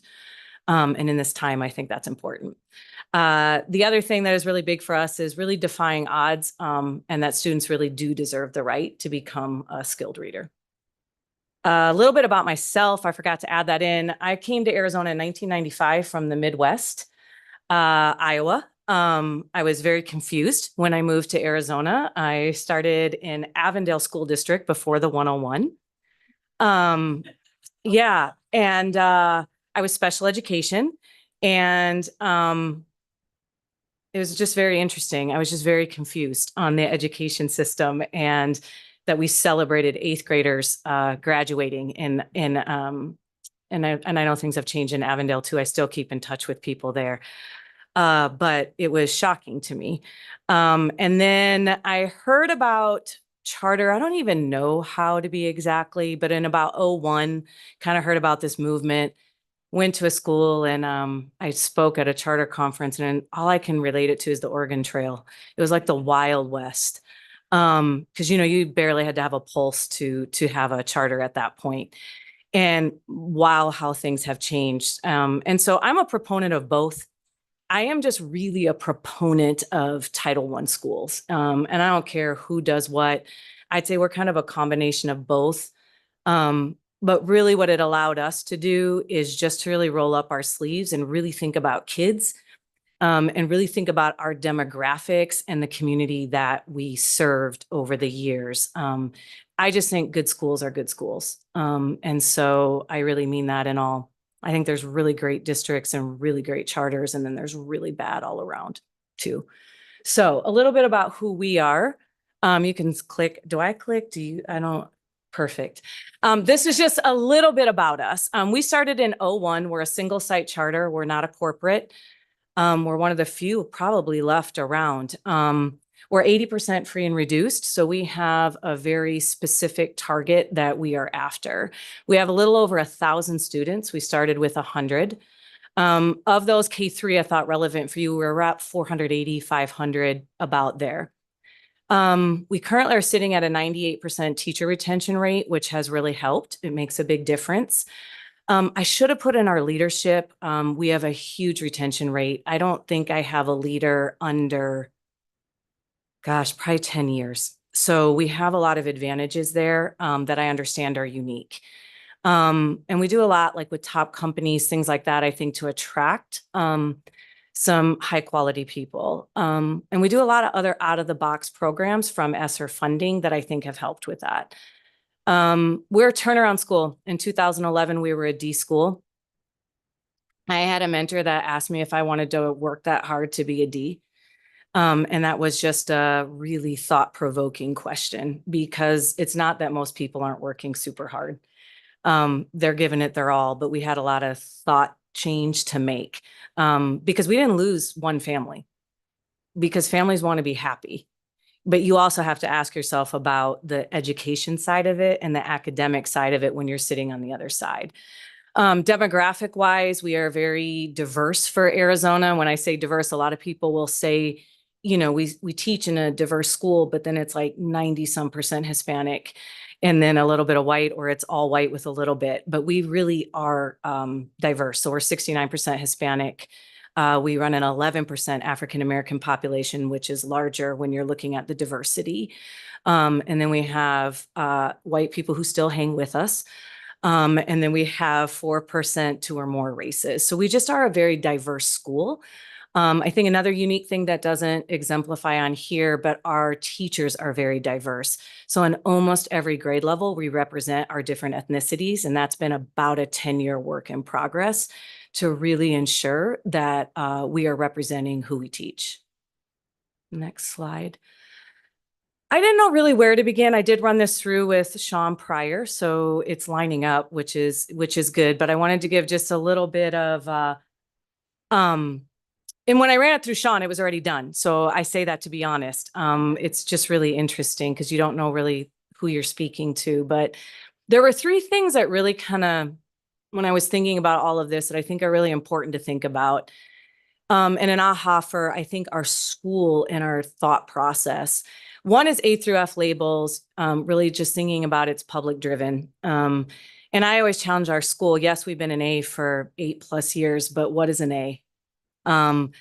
What is an A when, you know, certain percentage of your kids are passing? But again, that's definable. It's public driven. We celebrate our A label, and I mean that. We fight for every point, sometimes hundreds of points when we're a Title I school. But I think they can be deceiving. Do I want it to change? No, not on the public side, but behind the scenes, I think it can just be very, I'm a very real person. So I'm just going to just say it like it is. I've been doing this for close to 30 years. I've always been in Title I, and I just have found nothing else other than to be real. And then A through F, I think I tied it to move on when reading is you get those 5 really great points if you reduce your minimal proficient. So I was just really trying to tie this together. PSYOP, LIOP, I think, is a really broad plan, and it's just really heavily tied to tagging funds is the best way I can say that for those of you who've done it. And we'll talk a little bit more about why I think this was important to bring up when I come to a little bit of recommendations from my point of view. Move on when reading, I think, has a very clear focus on K3 and reading, and I think it's one of the very few things that is required, whether it's the feds, the state, whomever it is, that has such a clear focus. And then I think it's one of the very few things, to be quite honest with you, that's academic driven, that really discusses curriculum assessment and professional development in such a focused point. I had 4 real phases of move on when reading. I also forgot to tell you, I've been at the charter, and I am one of the holders now since 2003. So I've seen it kind of evolve in many, many ways. And being the leader in the academic side, I kind of had 4 phases that I thought would be easy to talk through. One was indifference. It was another law, another statute. My second phase was really compliance. I'd say our third phase that we're in right now is what does implementation really mean? And then phase 4 is moving forward. Where would we go from here? Next. Phase 1, I'm sure many of you can or cannot agree, but I viewed it really as another law. I equated it with a retention strategy, which was very difficult for me when you're thinking about Title I kids, because also when you think about retaining kids and you have 15-year-olds in your 8th grade, I don't think people always think about the long-term effects of what happens. And so I really say that to everyone. I understand why, and I understand that it becomes very great to say we hold strong to 3rd grade reading scores. And I agree with that. But retention, I just encourage you to come and sit in a 7th and 8th grade when they can get their driver's license in 6 months, and the impact that that has on them as individuals and then also as a school. I viewed it as another plan to write and submit along with all the others. We worked in isolation. I was like, you do this part, I'll take the funding, submit, and move on. No pun intended there. And then did not really equate it to what we were already starting in our K-2, because we were starting some things. It just was all very isolated, if that makes sense. Phase 2, the next slide, started to become compliance in a good way. The Move On When Reading website is really well done. For any of you who use it, it's very user-friendly and it's really improved over the years. I said this before I met with Sean, so I didn't even know he had anything to do with it. And I also would have told him if it didn't work. So I became intrigued that it was academic related, and it actually spoke in a real way when you really looked at the language. I think it also provided a way to force discussions at the district and school level, because when you're fighting for a certain type of curriculum or an assessment or the why behind it, and it's tied to funding, it almost gives you that little hey, we got to have this. And so I think there's a good piece to that compliance. It also really had us looking at daily schedules. What did that really mean when you have to put it down and really think about it? And then for us, it forced that discussion of, sure, we could click, we had tier 2 and tier 3. Many schools do to some level, especially back in the day. But for those of us, I think, who are really in it, it really started the thought process, if that makes sense, of well, what are we really doing for tier 2 and tier 3? And then what do you really do when you have one intervention teacher to service so many kids? I'm going to throw some data in along the way to make it a little interesting. We use Dibble's 8th edition. We use Amplify also. This is just a little bit of where we're at currently. So when you want to look at growth, we are trending really, really high of kids growing. For us, when you look at average, is not acceptable because we have to close gaps. When you're in a Title I school, it's about closing gaps. Average is going to keep them where they're at. Above and well above is going to close the gap. That was our first journey with our teachers and that celebration of success, because if you can show growth, teachers buy into that. It's really hard to say, get them at grade level. Because what do you do? And those of us who have been in it too, we weren't very successful either. So it's really hard to say, we've got to get them at grade level. So I would say your number one thing is always thinking about, how do you really think about growth? I should have added that into my suggestion, so I'll tell you that later. But in the Move On with Reading, I think thinking about growth is another important aspect to look at, because although people might not be at grade level, if we can really hone in on above average and well above, might be something to consider. Phase 3 is where we are now, and I'd say where we've been 4+ years. I wish I would have kept a timeline because this has been a long journey. But Move On When Reading site became very user-friendly. I concur when you can go to a website and say, hey, this is the tier 1 strongest evidence curriculum. It took a lot of work out of us of hey, they've done the research. We don't have to do that too. And so we could think about more about implementing it versus trying to figure out and fight which one is good or isn't good.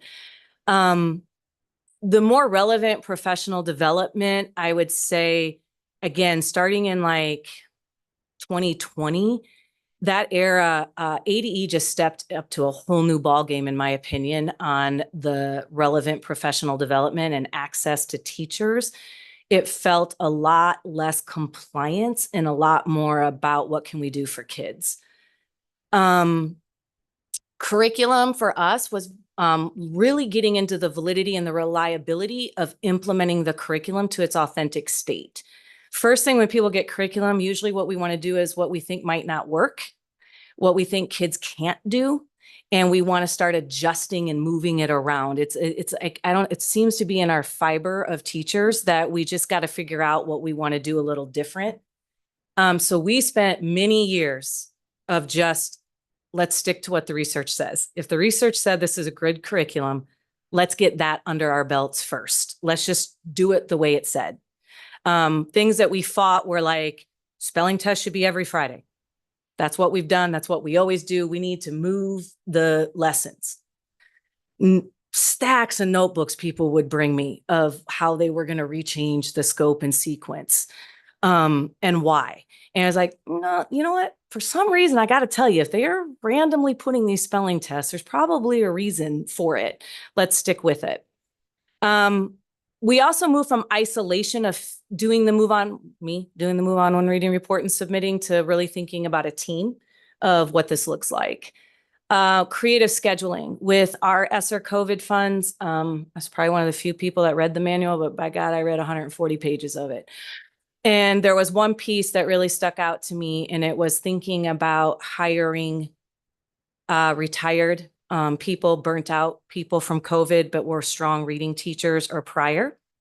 And we hired for K-3, really K-2 though is where we started. We have 6 part-time interventionists that we worked around their schedules. They come from any 3 days a week to 5 days a week. Creative scheduling, the other thing that we did was we looked at, instead of all 5 kinder classes, we run 5 per grade. So instead of them all teaching at the same time, the same subject, we started flipping. We have a cohort of 3 and a cohort of 2. So instead of 5 teachers being able to reach, let's say there's 3 in a program, right? You're doubling the amount of kids, because when you have one intervention teacher, let's be real, you're going to get at best 5 kids per grade level. You're hitting 30 kids. That's a really sad proportion. So this really allowed us, we hit all of our red and yellow students, K2. And when you see the number of red and yellow, it's a feat. And you'll see that in a minute. Our assessment system, we've used everything. They're all good, but we ended up moving over to M-Class because it aligned with the curriculum that we use, which is Dibble's 8th edition. Everybody buys out each other. But that's where we use. We also went from composite score to subtest. I think that's critical. It's critical if you're really going to start to move reading into where we're still in a battle, is the 3rd through 5th.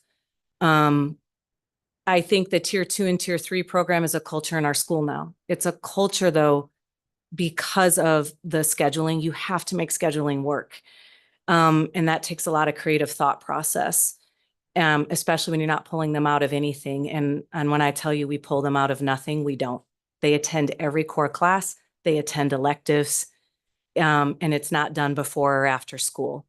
Because I understand that that's an option, but it doesn't work. They just don't show up. It's just not the same. You're just not going to get the impact. And if someone is, I would love to go visit it, but I've had 21st Century for years. And it's a great program, but it's just not there for us anyway.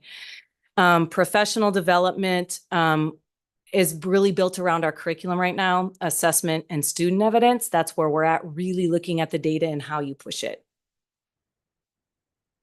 Here's a little bit when I talk about subtest. If you want to look at 21-22 is in the gray, and this is on phonemic awareness. We chose that, right? Because it's kinder. So if you can get phonemic awareness, we're well on our way. And so you can look, this is for all of our kiddos. So again, we can't be at benchmark in our Title I school. We want to be above. Like really, when you look at even Amplify M class, I'm probably wrong in a few areas, and there's probably a lot more experts in here. But when we've been running data, when you really look at the green, when you look at Dibbles or Amplify, they're not passing ASA when they come to third. They're just not. Very few of them are. And then blue, we started really looking at, well, what does blue mean? Then you really got to get into the subtests and looking at phonemic awareness to the word reading and then to the maze is where we're at, and trying to do some correlation of matching that. Here's a look at our second grade, same thing. If you look at comprehension specific, moving into that maze of really looking at over time when we started really honing in on subtests versus composite scores, the change that we started to see with our kids.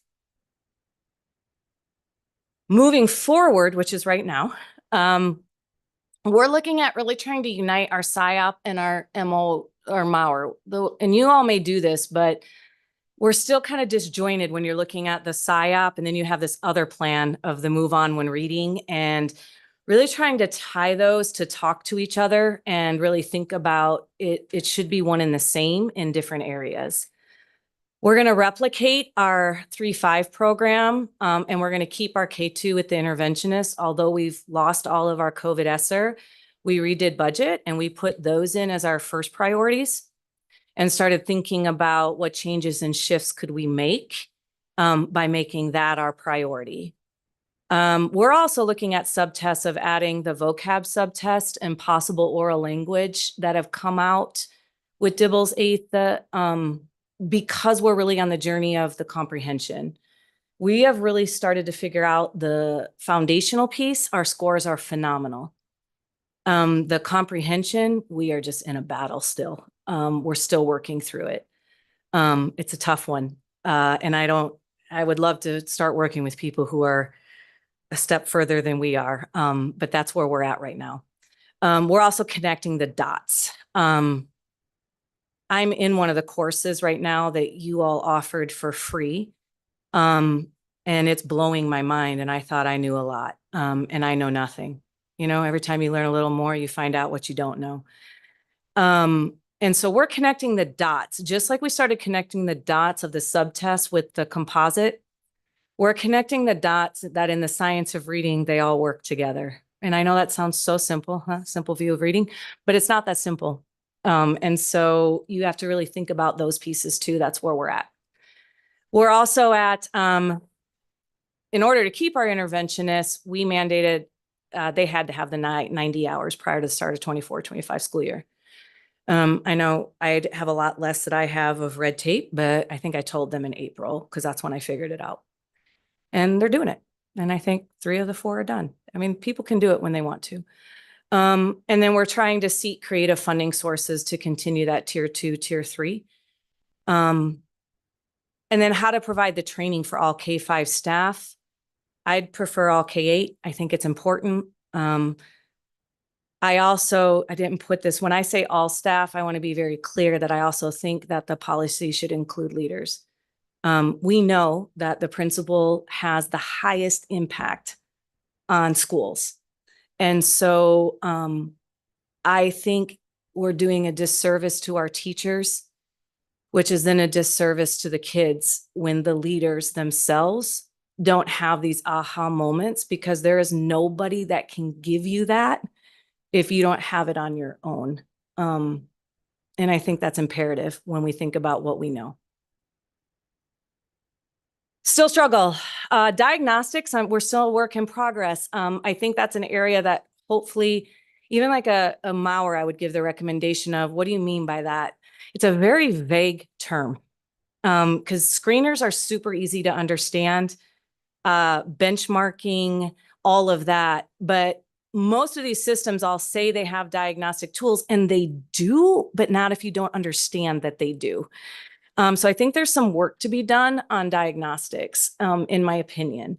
That, or I'm just lack of awareness. And so even just helping people maybe bring that to light. The other area is resources when tier 1, 2, 3 are not showing gains and they don't qualify for special ed services.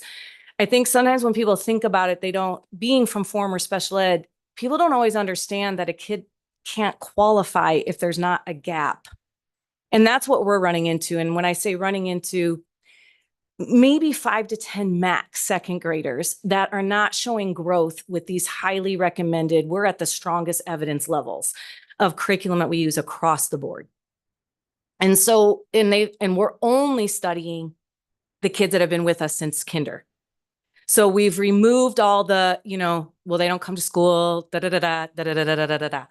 So take all that noise out. We're testing and they're not qualifying.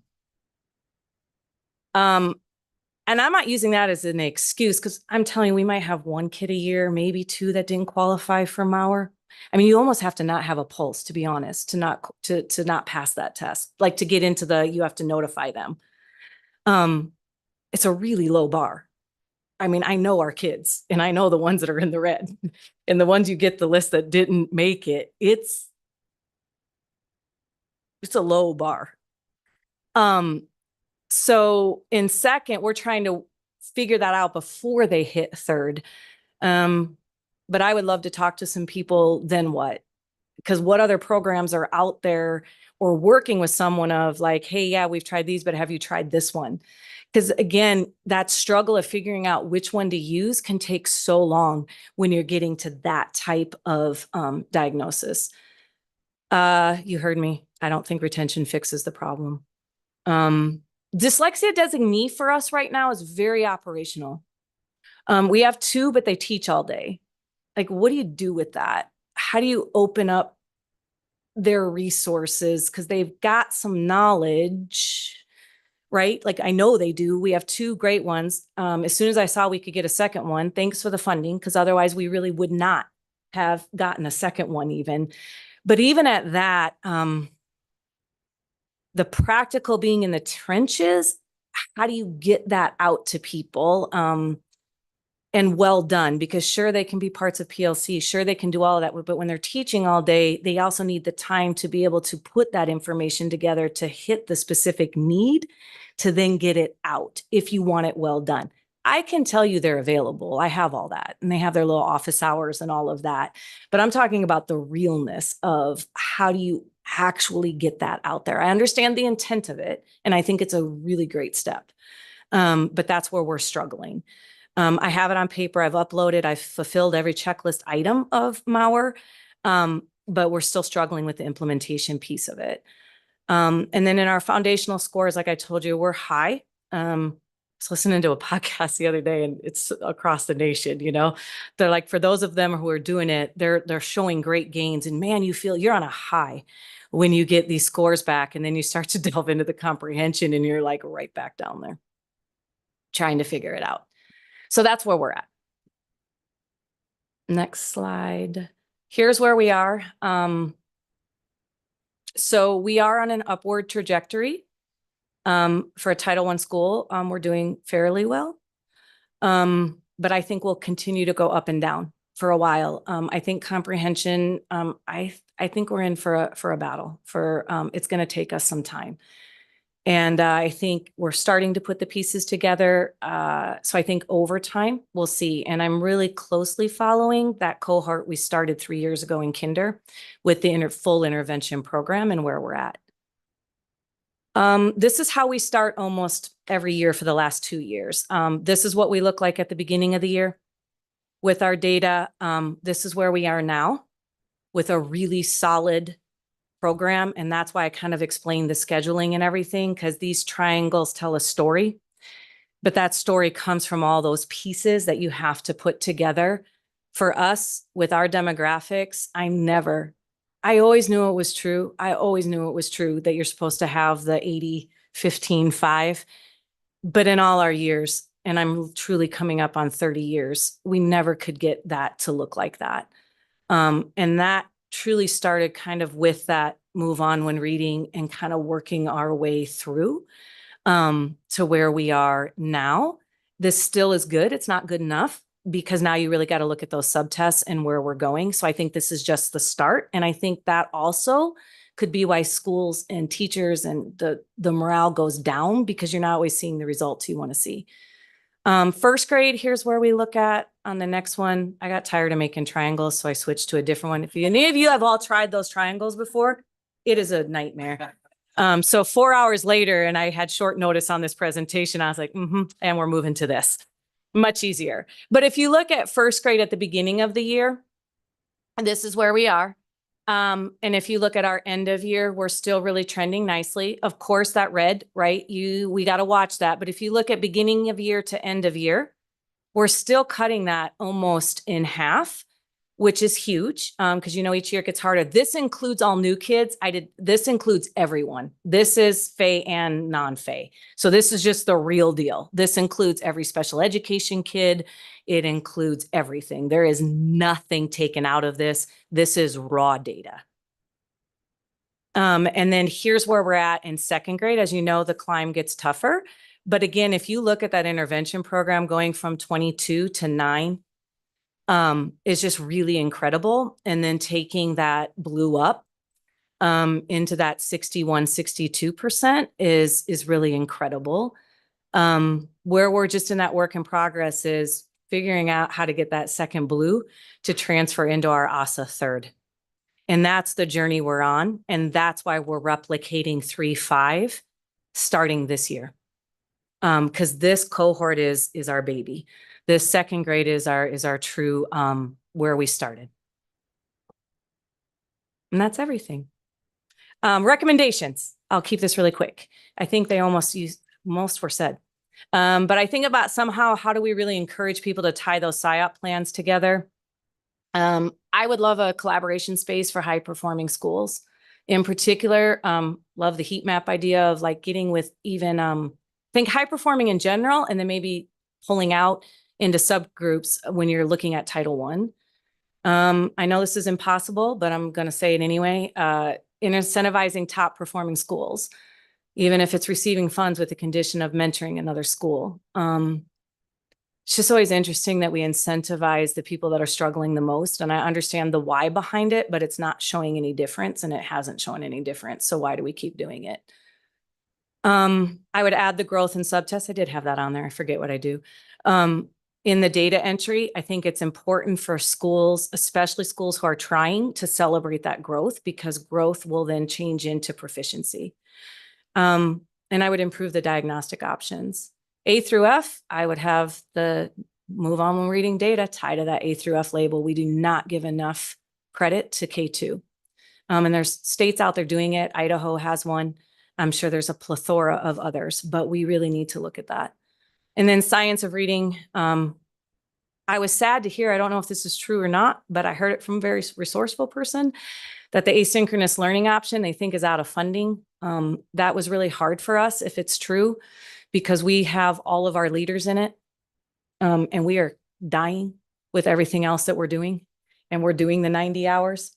And we started with our leaders first, because we believe that leaders do it first before we require the next people to do it. And so if that's true, that was really rough. And then science of reading, like I said, I think instructional even, I think maybe that would be easier to get past. But instructional literacy coaches, all of that, they absolutely 100% should have that. No one should be coaching a teacher or helping in a classroom that doesn't know about it. But I think leaders, research says, has the most, so they should be too. So thank you. Questions at all? I'll start just by saying thank you so much for the presentation, and it really helped to round out today's following Tiana's presentation. Tiana, do you want to speak about the question on the asynchronous just real quick? So then Sure. we'll open up for other questions from members. Sure. So yes, we have funding for the 900 seats that I had mentioned. That's through the AIM Institute Pathways to Proficient Reading with Pathways to Structured Literacy course. I am currently right now working with my deputy associate superintendent to get at least 800 more seats open in that course. And so that is why we have that wait list with 200 educators already on that wait list. So I'm very hopeful that we can get this done. So currently we just have the wait list, but it really all depends on how we're going to get through that procurement process right now, and some deadlines that have passed, but we're working on it. So please be encouraged that I'm not giving up on this. I know that there's a need and a demand in the field for this. And so I'm going to keep pushing for that. Chair Clark, can I just ask a clarifying question? Heather, were you referring to that training that Tiana referenced, or was it the knowledge blocks online? No, it's the training she's talking to. It's Okay. a phenomenal training, by the way, the people that put it together. I mean, it directly aligns. It's really well done. All right, Member Durden, you had a question. Yes, first of all, thank you so much for your presentation. I've really enjoyed it, and you brought up some really good points. One thing I want you to talk a little bit about is that comprehension lack there. We know kids can decode and they can read fluently, but when it comes to that, applying it on the assessment, I think it's interesting that you're going to possibly start with you said the vocabulary and the natural language. Can you tell us a little bit more? Yeah, so Amplify, and I don't know if you guys are using the vocab and the oral knowledge yet, but they have 2 subtests. We didn't delve into them too much at the beginning because it's a lot. It's overwhelming. But the more I'm taking these courses, that's what I meant by the dots are connecting, because if kids don't understand all these different parts, I think here's the best thing that I heard. Comprehension is an outcome. It's not a skill. And that's, you have to really think about how all those pieces tie together. And so where I think that we're lacking, I can only speak on our behalf, is you get so stuck on the sub skills like phoneme, you get stuck on nonsense. Even the word reading was kind of a move for us, right? Then you get into fluency and you get into those misnomers. So you have to clean all that up about, it's really not just this speed test. And then I think vocabulary is just very intimidating. I mean, I've been in this for a long time and I was not trained in any of this. And when you talk to any of your staff, I haven't found anybody who is yet. I really haven't, being honest. Even the new programs coming in, they are not trained to this level. So you can't fault anyone for what we don't know. Once you do know, right, you're responsible.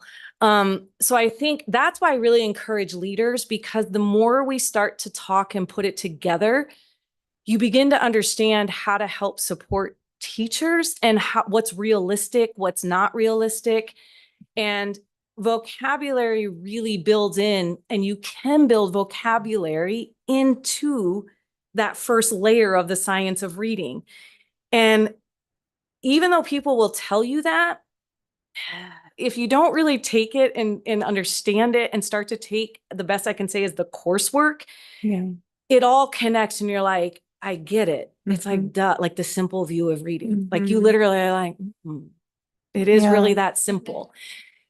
Now, what I don't think is that simple, and I think they're the first people to say it, is that the comprehension piece is still a struggle, in particular when you're dealing with kids from poverty, right? Because when they're coming in 5 years with a lack of background knowledge, there's only so much you can do. Those subtests, though, I really believe would help at least to bring awareness of what they know and what they don't know. And I also think that teachers would begin to hone in on it more, because once you're aware, you see scores, you start to do more. Oral language, there's also a ton of research. I'm so glad you guys are doing the Writing Revolution. It's so cool. Such an amazing book, such an amazing instructional strategy, probably the first instructional strategy that I have ever understood as cross-curricular and differentiated and meeting needs of people. Highly recommend it. when people all talk about differentiation and cross-curricular and everything else, so easy to say, so difficult to do. Writing revolution is phenomenal. And so I think there's a lot with, I say all that to say with writing revolution starts with oral language. Okay. And it starts with simple sentences and then building into complex sentences. Mhm. And there's a lot of, from my understanding, I'm kind of looking at Terry because I'm not the great researcher, I'm a okay researcher.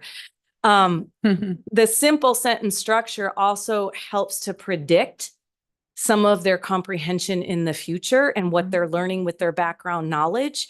It's also going to help tremendously with your ELL learners. And then building to those complex sentences starts to lead you to translating that phoneme, the sounds to orthography, and really understanding, putting that all together. And that's what I mean by really putting the dots together, because phoneme really does relate to orthography. You don't really understand it. I didn't until I started getting it all and seeing how all the pieces come together. I commend you on that. That's great. And then how many students do you have? You probably told us. 1,000. 1,000. And in each grade level? We run about 120 to 130. Okay. Yeah, we're just under 500 K-3. How many kids in each classroom? Anywhere from 26, sometimes 28. Okay. And we have no paras in kinder. That's great. None. But if you really do the research there too, there's not a ton of research on small class sizes. Now that's hard to sell. And I understand in kinder because, you know, I've covered in kinder and I'll teach anything. I will teach it. You can put me in what they call the hardest middle school ever, and I am good. Kinder, I'm like, you tell me you got to the go to the bathroom, go to the bathroom. I did it for 6 years. I loved it. So I understand that there's difficulty there. But yeah, no, not really. And they're doing it. That's kinder with 26 in a class. And I love your part-time interventionist, getting these teachers. That was really innovative. Yeah, we also do a 2-year intern program for teacher retention and teacher hiring. So with our COVID funding, we did kids who are either students or college students who are seniors that are wanting to be teachers. We started a paid internship program. So they, well, especially if they're able to, a lot of them are online now, hybrid, you know, it all changed since COVID. So they come with us full time for a year and almost do like a full-time student teaching. We also take, and close your ears if you don't agree with this, and it's fine. I understand there's pros and cons. But we also do 4-year college graduates with content background, and then they go into a 2-year program with us. Because if they have the content like in science or math, they then do a full 2-year like professional development and intern programming with us. So 1 year is fully just learning classroom management strategies, lesson planning, the how to teach reading, and then they're in the classroom. And then the next year they go into their first classroom still with full support. And that's helped us a lot, fill gaps. And we did a lot of that through COVID, all through COVID funding. Thank you.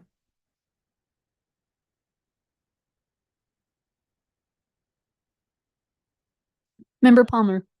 Thank you, Madam Chair, and thank you so much for this presentation. I mean, truly, it's very inspiring, especially being in policy land, where so many times the conversation is about burden and what's happening and whatnot. And you know, to see the transformation that you have grounded in the data into evidence-based, but really it's a cultural transformation for your staff, for your students and whatnot. And so I don't really have a question on this, but I want to chew on it quite a bit because it's, this is the kind of conversations we need to have in the policy instead of like, what, you know, this is a burden. When are we going to fit this in? When are we going to fit this in? It's really a cultural revolution in order to focus on kids, but also to inspire the folks doing the hard work, whether leadership, teacher, or whatnot. So I would love to collaborate because I think there's a lot of ways that you could inspire people to grab hold. I know we went to the documentary and things like that, that if it were offered more and we figured out ways,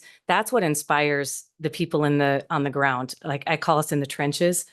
That's what we really need to do is get in the trenches with the people, because there's not too many people that don't want to be successful. They want it. And when you, that's why I really encourage the growth aspect to think about, because when you work so hard and you see no change, it's really discouraging. But when you can get in and celebrate those successes and build that momentum, that's what changes it, what I would call from the people who, and there's always going to be people who grumble. Like I could grumble about a million things that I don't agree with. Like why we have to orally say in fourth grade, first period, the preamble to the Constitution. It's a very interesting policy. But you have to move past those things and you have to really think about the spirit of it. And I think I heard you say that at the panel, and that's what I was like, that's what it is.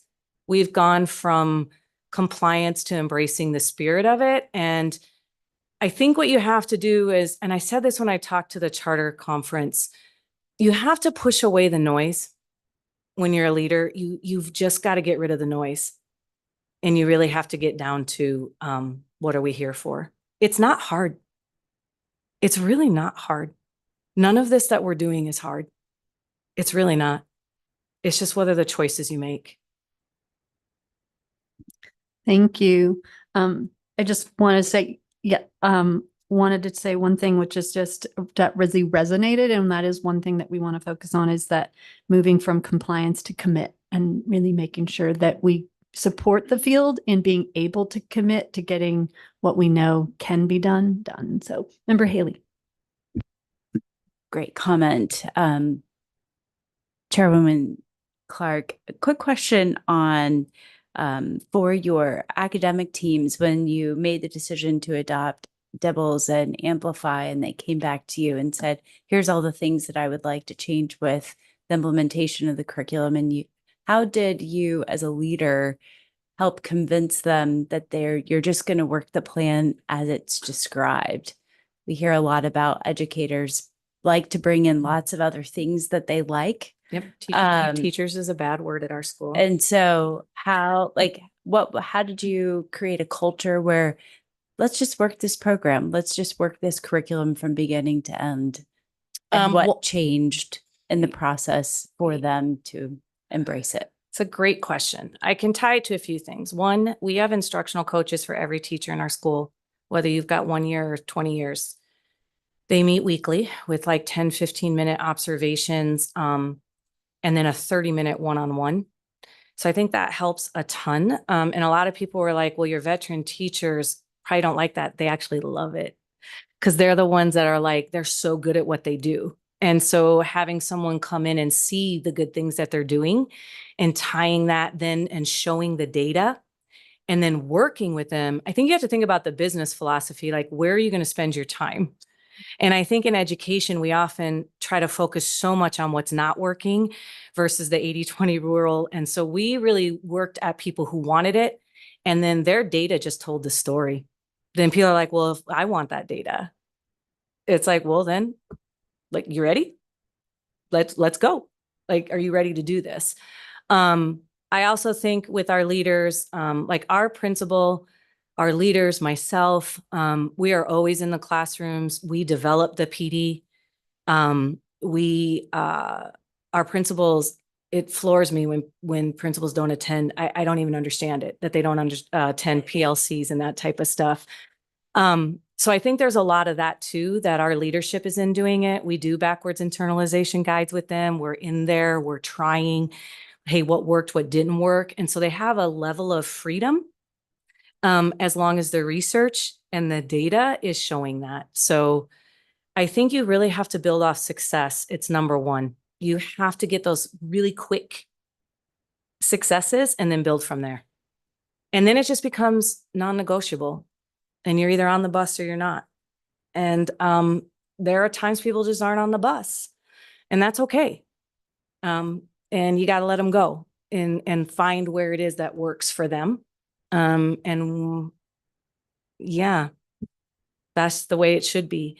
And your high performing teachers thrive off of that because they want to be around people who want the same thing. Just a follow up, has it helped change the expectation Oftentimes you focus on the problems and it's like, well, our kids can only do X. Did it change the mindset of your of your teachers and faculty of our kids can do so much more? Absolutely. Absolutely. When the statistic was like 95% of students can learn to read, I was like, okay, then we're going to do it. And it's like, if they can, we can. And we do a lot of like zip code should not determine a child's education. And so when they're coming on, right, in our human resource, like our people who hire also attend anywhere from 5 to 10 of our PD and PLCs. They're in the classroom. We've taught them how to observe because you want to bring in that same thing. So when I say we're all in this, we are all in this. Because I think you have to build that momentum in particular for our kids, because they can, and they will. They absolutely will. You teach them what a diphthong is, they say diphthong. You teach them a digraph, they say digraph. You just have to do that and believe that. And leadership has to get out of fear, even in slim areas of not having enough teachers. But when you walk in fear and operate in fear, you produce fear and you produce fear results.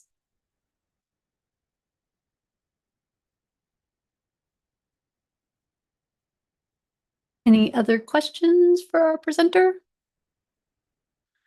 Well, again, just on behalf of the whole subcommittee, I thank you. It was inspiring when we first heard your story and your leadership and your team's dedication and passion. And so we just appreciate you being with us today and sharing some of your thoughts. Thanks. I appreciate your time too.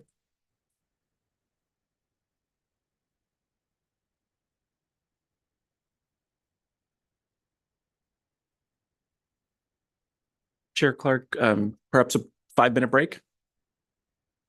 We'll be taking a 5-minute break, everyone, especially on the virtual too.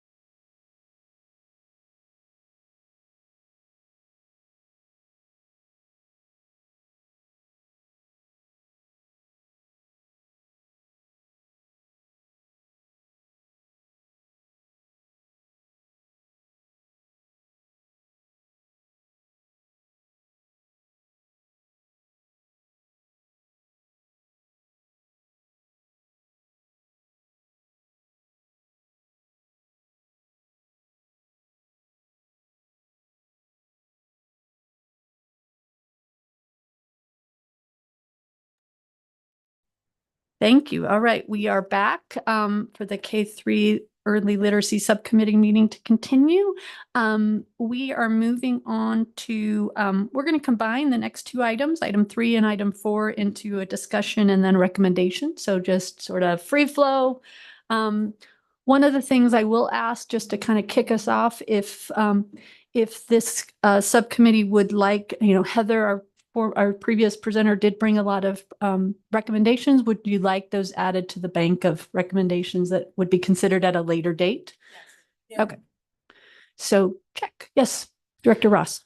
Chair Clark, so board staff will add Heather Henderson's recommendations. Again, that's just a bank of list you'll vote on later. So you're not voting at the moment. But just as a reminder for the subcommittee, recommendations tend to take one of three forms.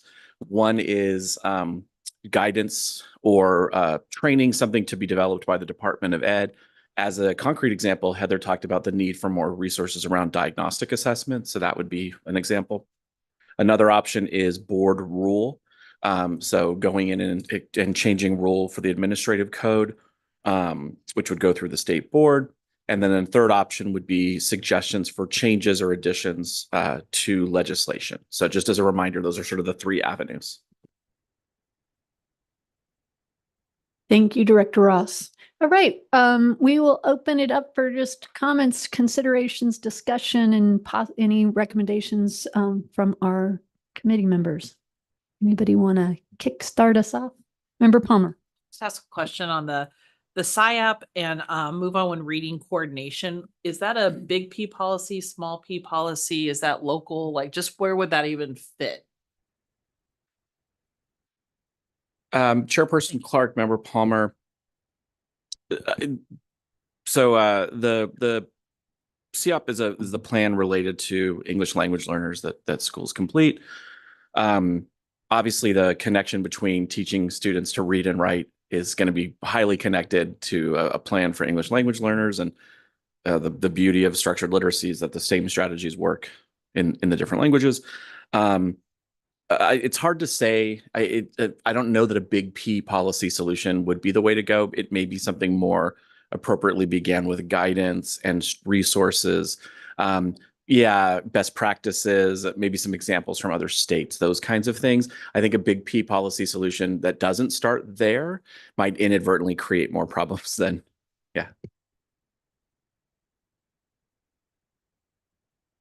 Member Sanchez. I agree with what Sean just said as with regards to policy. I think that there because when you're talking about the SIAP and the LIAP, that is in school improvement, and that is a separate department. So I'm wondering if there is possibly like a way for the departments to maybe communicate a bit more so that we're providing the same messaging. So I know that during our literacy plan review, whenever we are looking at an LEA that has submitted an action plan because of a specific gap, maybe they're not using the right core, or they're not using a vetted core reading program, we do communicate with that department to let them know that, because if they are already in CSI, Comprehensive School Improvement, or TSI, Targeted School Improvement, then we want them to know. But I agree, ATSI, thank you. Then we know that we definitely, I think that there could be more of that communication, so that SIAP and that LIAP and the Mauer literacy plan, that they do align, and that there isn't like double work happening, but that it's all a process of the continued improvement plan for that LEA or that school. Chair Clark, just to build off what Tiana was saying, I know in the past, the department's ELA team gave access to the school improvement team at the department to the Mauer portal, so that they could actually go in and look at their schools, move on when reading plans, and then compare them, and then the teams would meet. So yeah, I think Tiana's approaching it the correct way. It sounds like maybe a structured plan for different teams in the department to come together.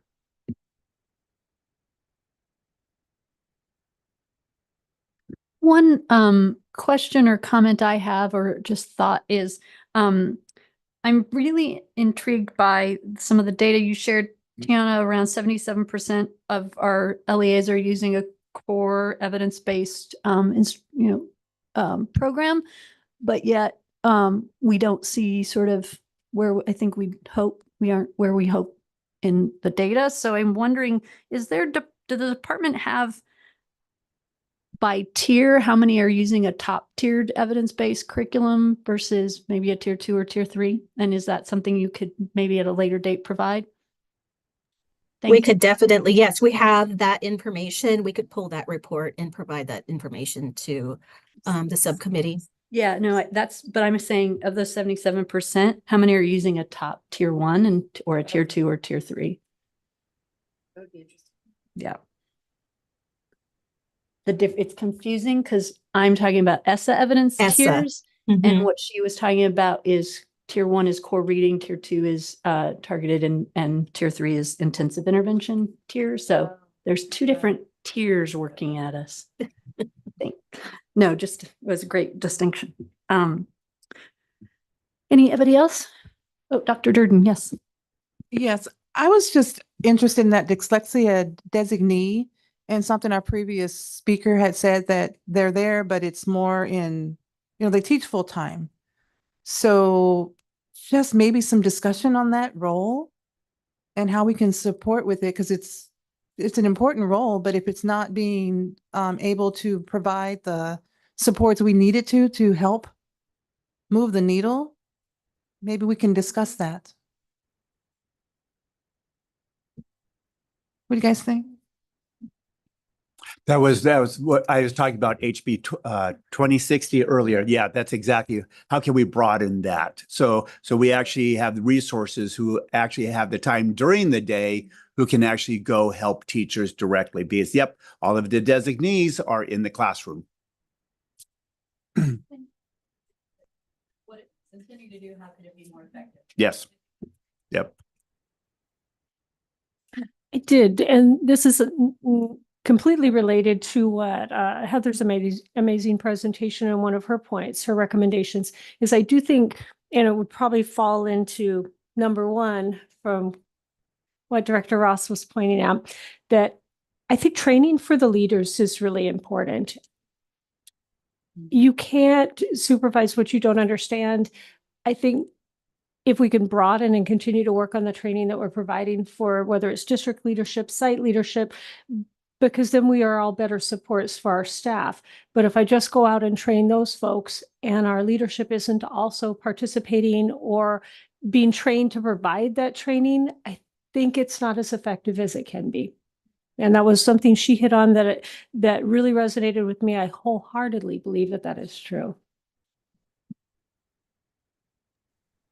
If I could maybe add to that as well, I agree with you completely.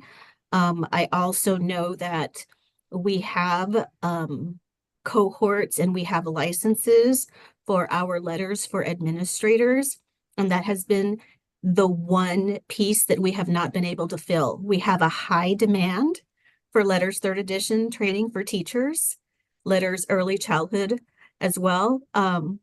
High demand, but our letters administrators courses, we still have open seats.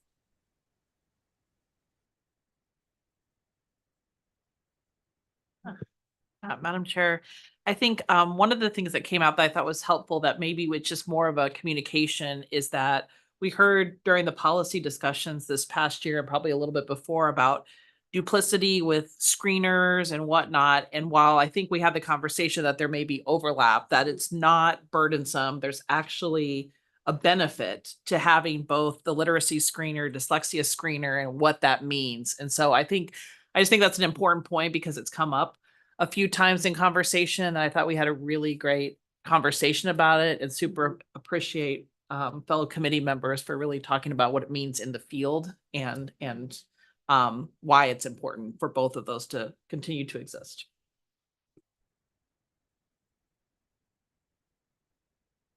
Anne. Just a couple things. One, potentially an interesting data point that Tiana might be able to provide in addition to what Chairperson Clark requested would be to understand the CSI, TSI adoption for high quality literacy curriculum at the top tier, just to understand, because I know in some states that disconnect between school improvement and teaching and learning.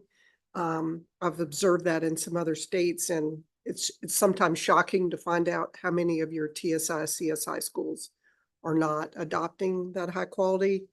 The other thing I would just share is a model in North Carolina as it relates to administrator training. It was a requirement as a part of legislation and policy at the state board level. And in addition, principal supervisors who obviously go into buildings and can provide an additional motivation for principals and APs to have that training and then use it in terms of actionable feedback to teachers. So just offer that model as potentially something for our committee to consider. Chairperson Clark, just to expand a bit on Ann's comment, and just to kind of reiterate, because not everybody's familiar with board rule or legislation or guidance of what the three kind of paths available. So I'm going to grab that leader piece real quick just to give some examples. So the committee, and I'm in no way proposing anything. I'm just trying to give you guys examples in case the three parts aren't as familiar. If you wanted to go a guidance direction, you could say something like, have ADE build and provide guidance to the field that emphasizes the importance of leaders, as literacy leaders, and identifies high quality trainings for leaders, and maybe even builds a little booklet on funding, possible funding uses like, title funding, school improvement. So that'd be kind of a guidance space. A board rule space, and this gets into like a little heavier, right? Because it's you're required to do what board rule says.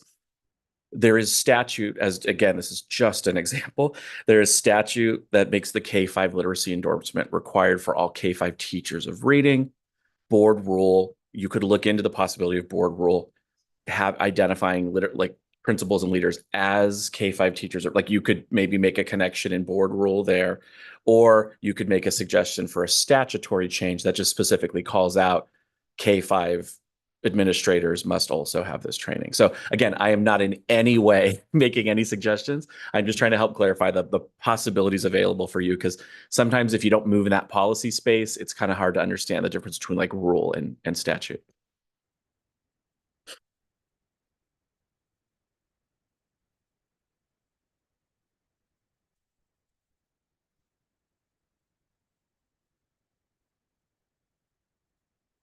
Vaughn or Member Sanchez, anything else to add? I think it's been a great and really robust conversation. I think, today we're not making recommendations. We're just sort of gathering in, and then staff will be pulling all of that together for us. So we'll be able to continue to think about it, look at them at a later date. So with that, anything else to add, Director Ross, before we conclude? Chairperson Clark, members of the committee, just some little structural piece. What board staff will do is we'll go back and we will build out basically a spreadsheet for you that has like a guidance worksheet, rule worksheet, policy, statute worksheet. And because the recommendations from today were more conceptual and maybe a little less directed at that one of the three types, we'll give you an option in each. We'll kind of say like, here's what it would look like here, here, and here. And then we'll share that document with you prior to the next meeting for you to reflect upon and think about. And that can be something that's discussed in the next meeting to zero in on the recommendations you would like. And then in a following meeting, we could officially vote on those. And the recommendations would be kind of a running thing. It's not that they all happen at one time, or if they don't happen, they can't happen again, that kind of thing. So just to clarify for structure, we'll make it as sort of efficient and as understandable as possible for you all, and give you sort of a platter of possibilities to look at. And that might even spark in the next meeting you coming saying, hey, we saw this one version, but we'd actually like it to be this. And that just is helpful for staff to coordinate. All right. Thank you very much. And so with that, then our meeting is adjourned at 11:55 a.m. 5 minutes under. Well done, everybody. Tiana, thank you again for an excellent presentation. Yeah, excellent presentation.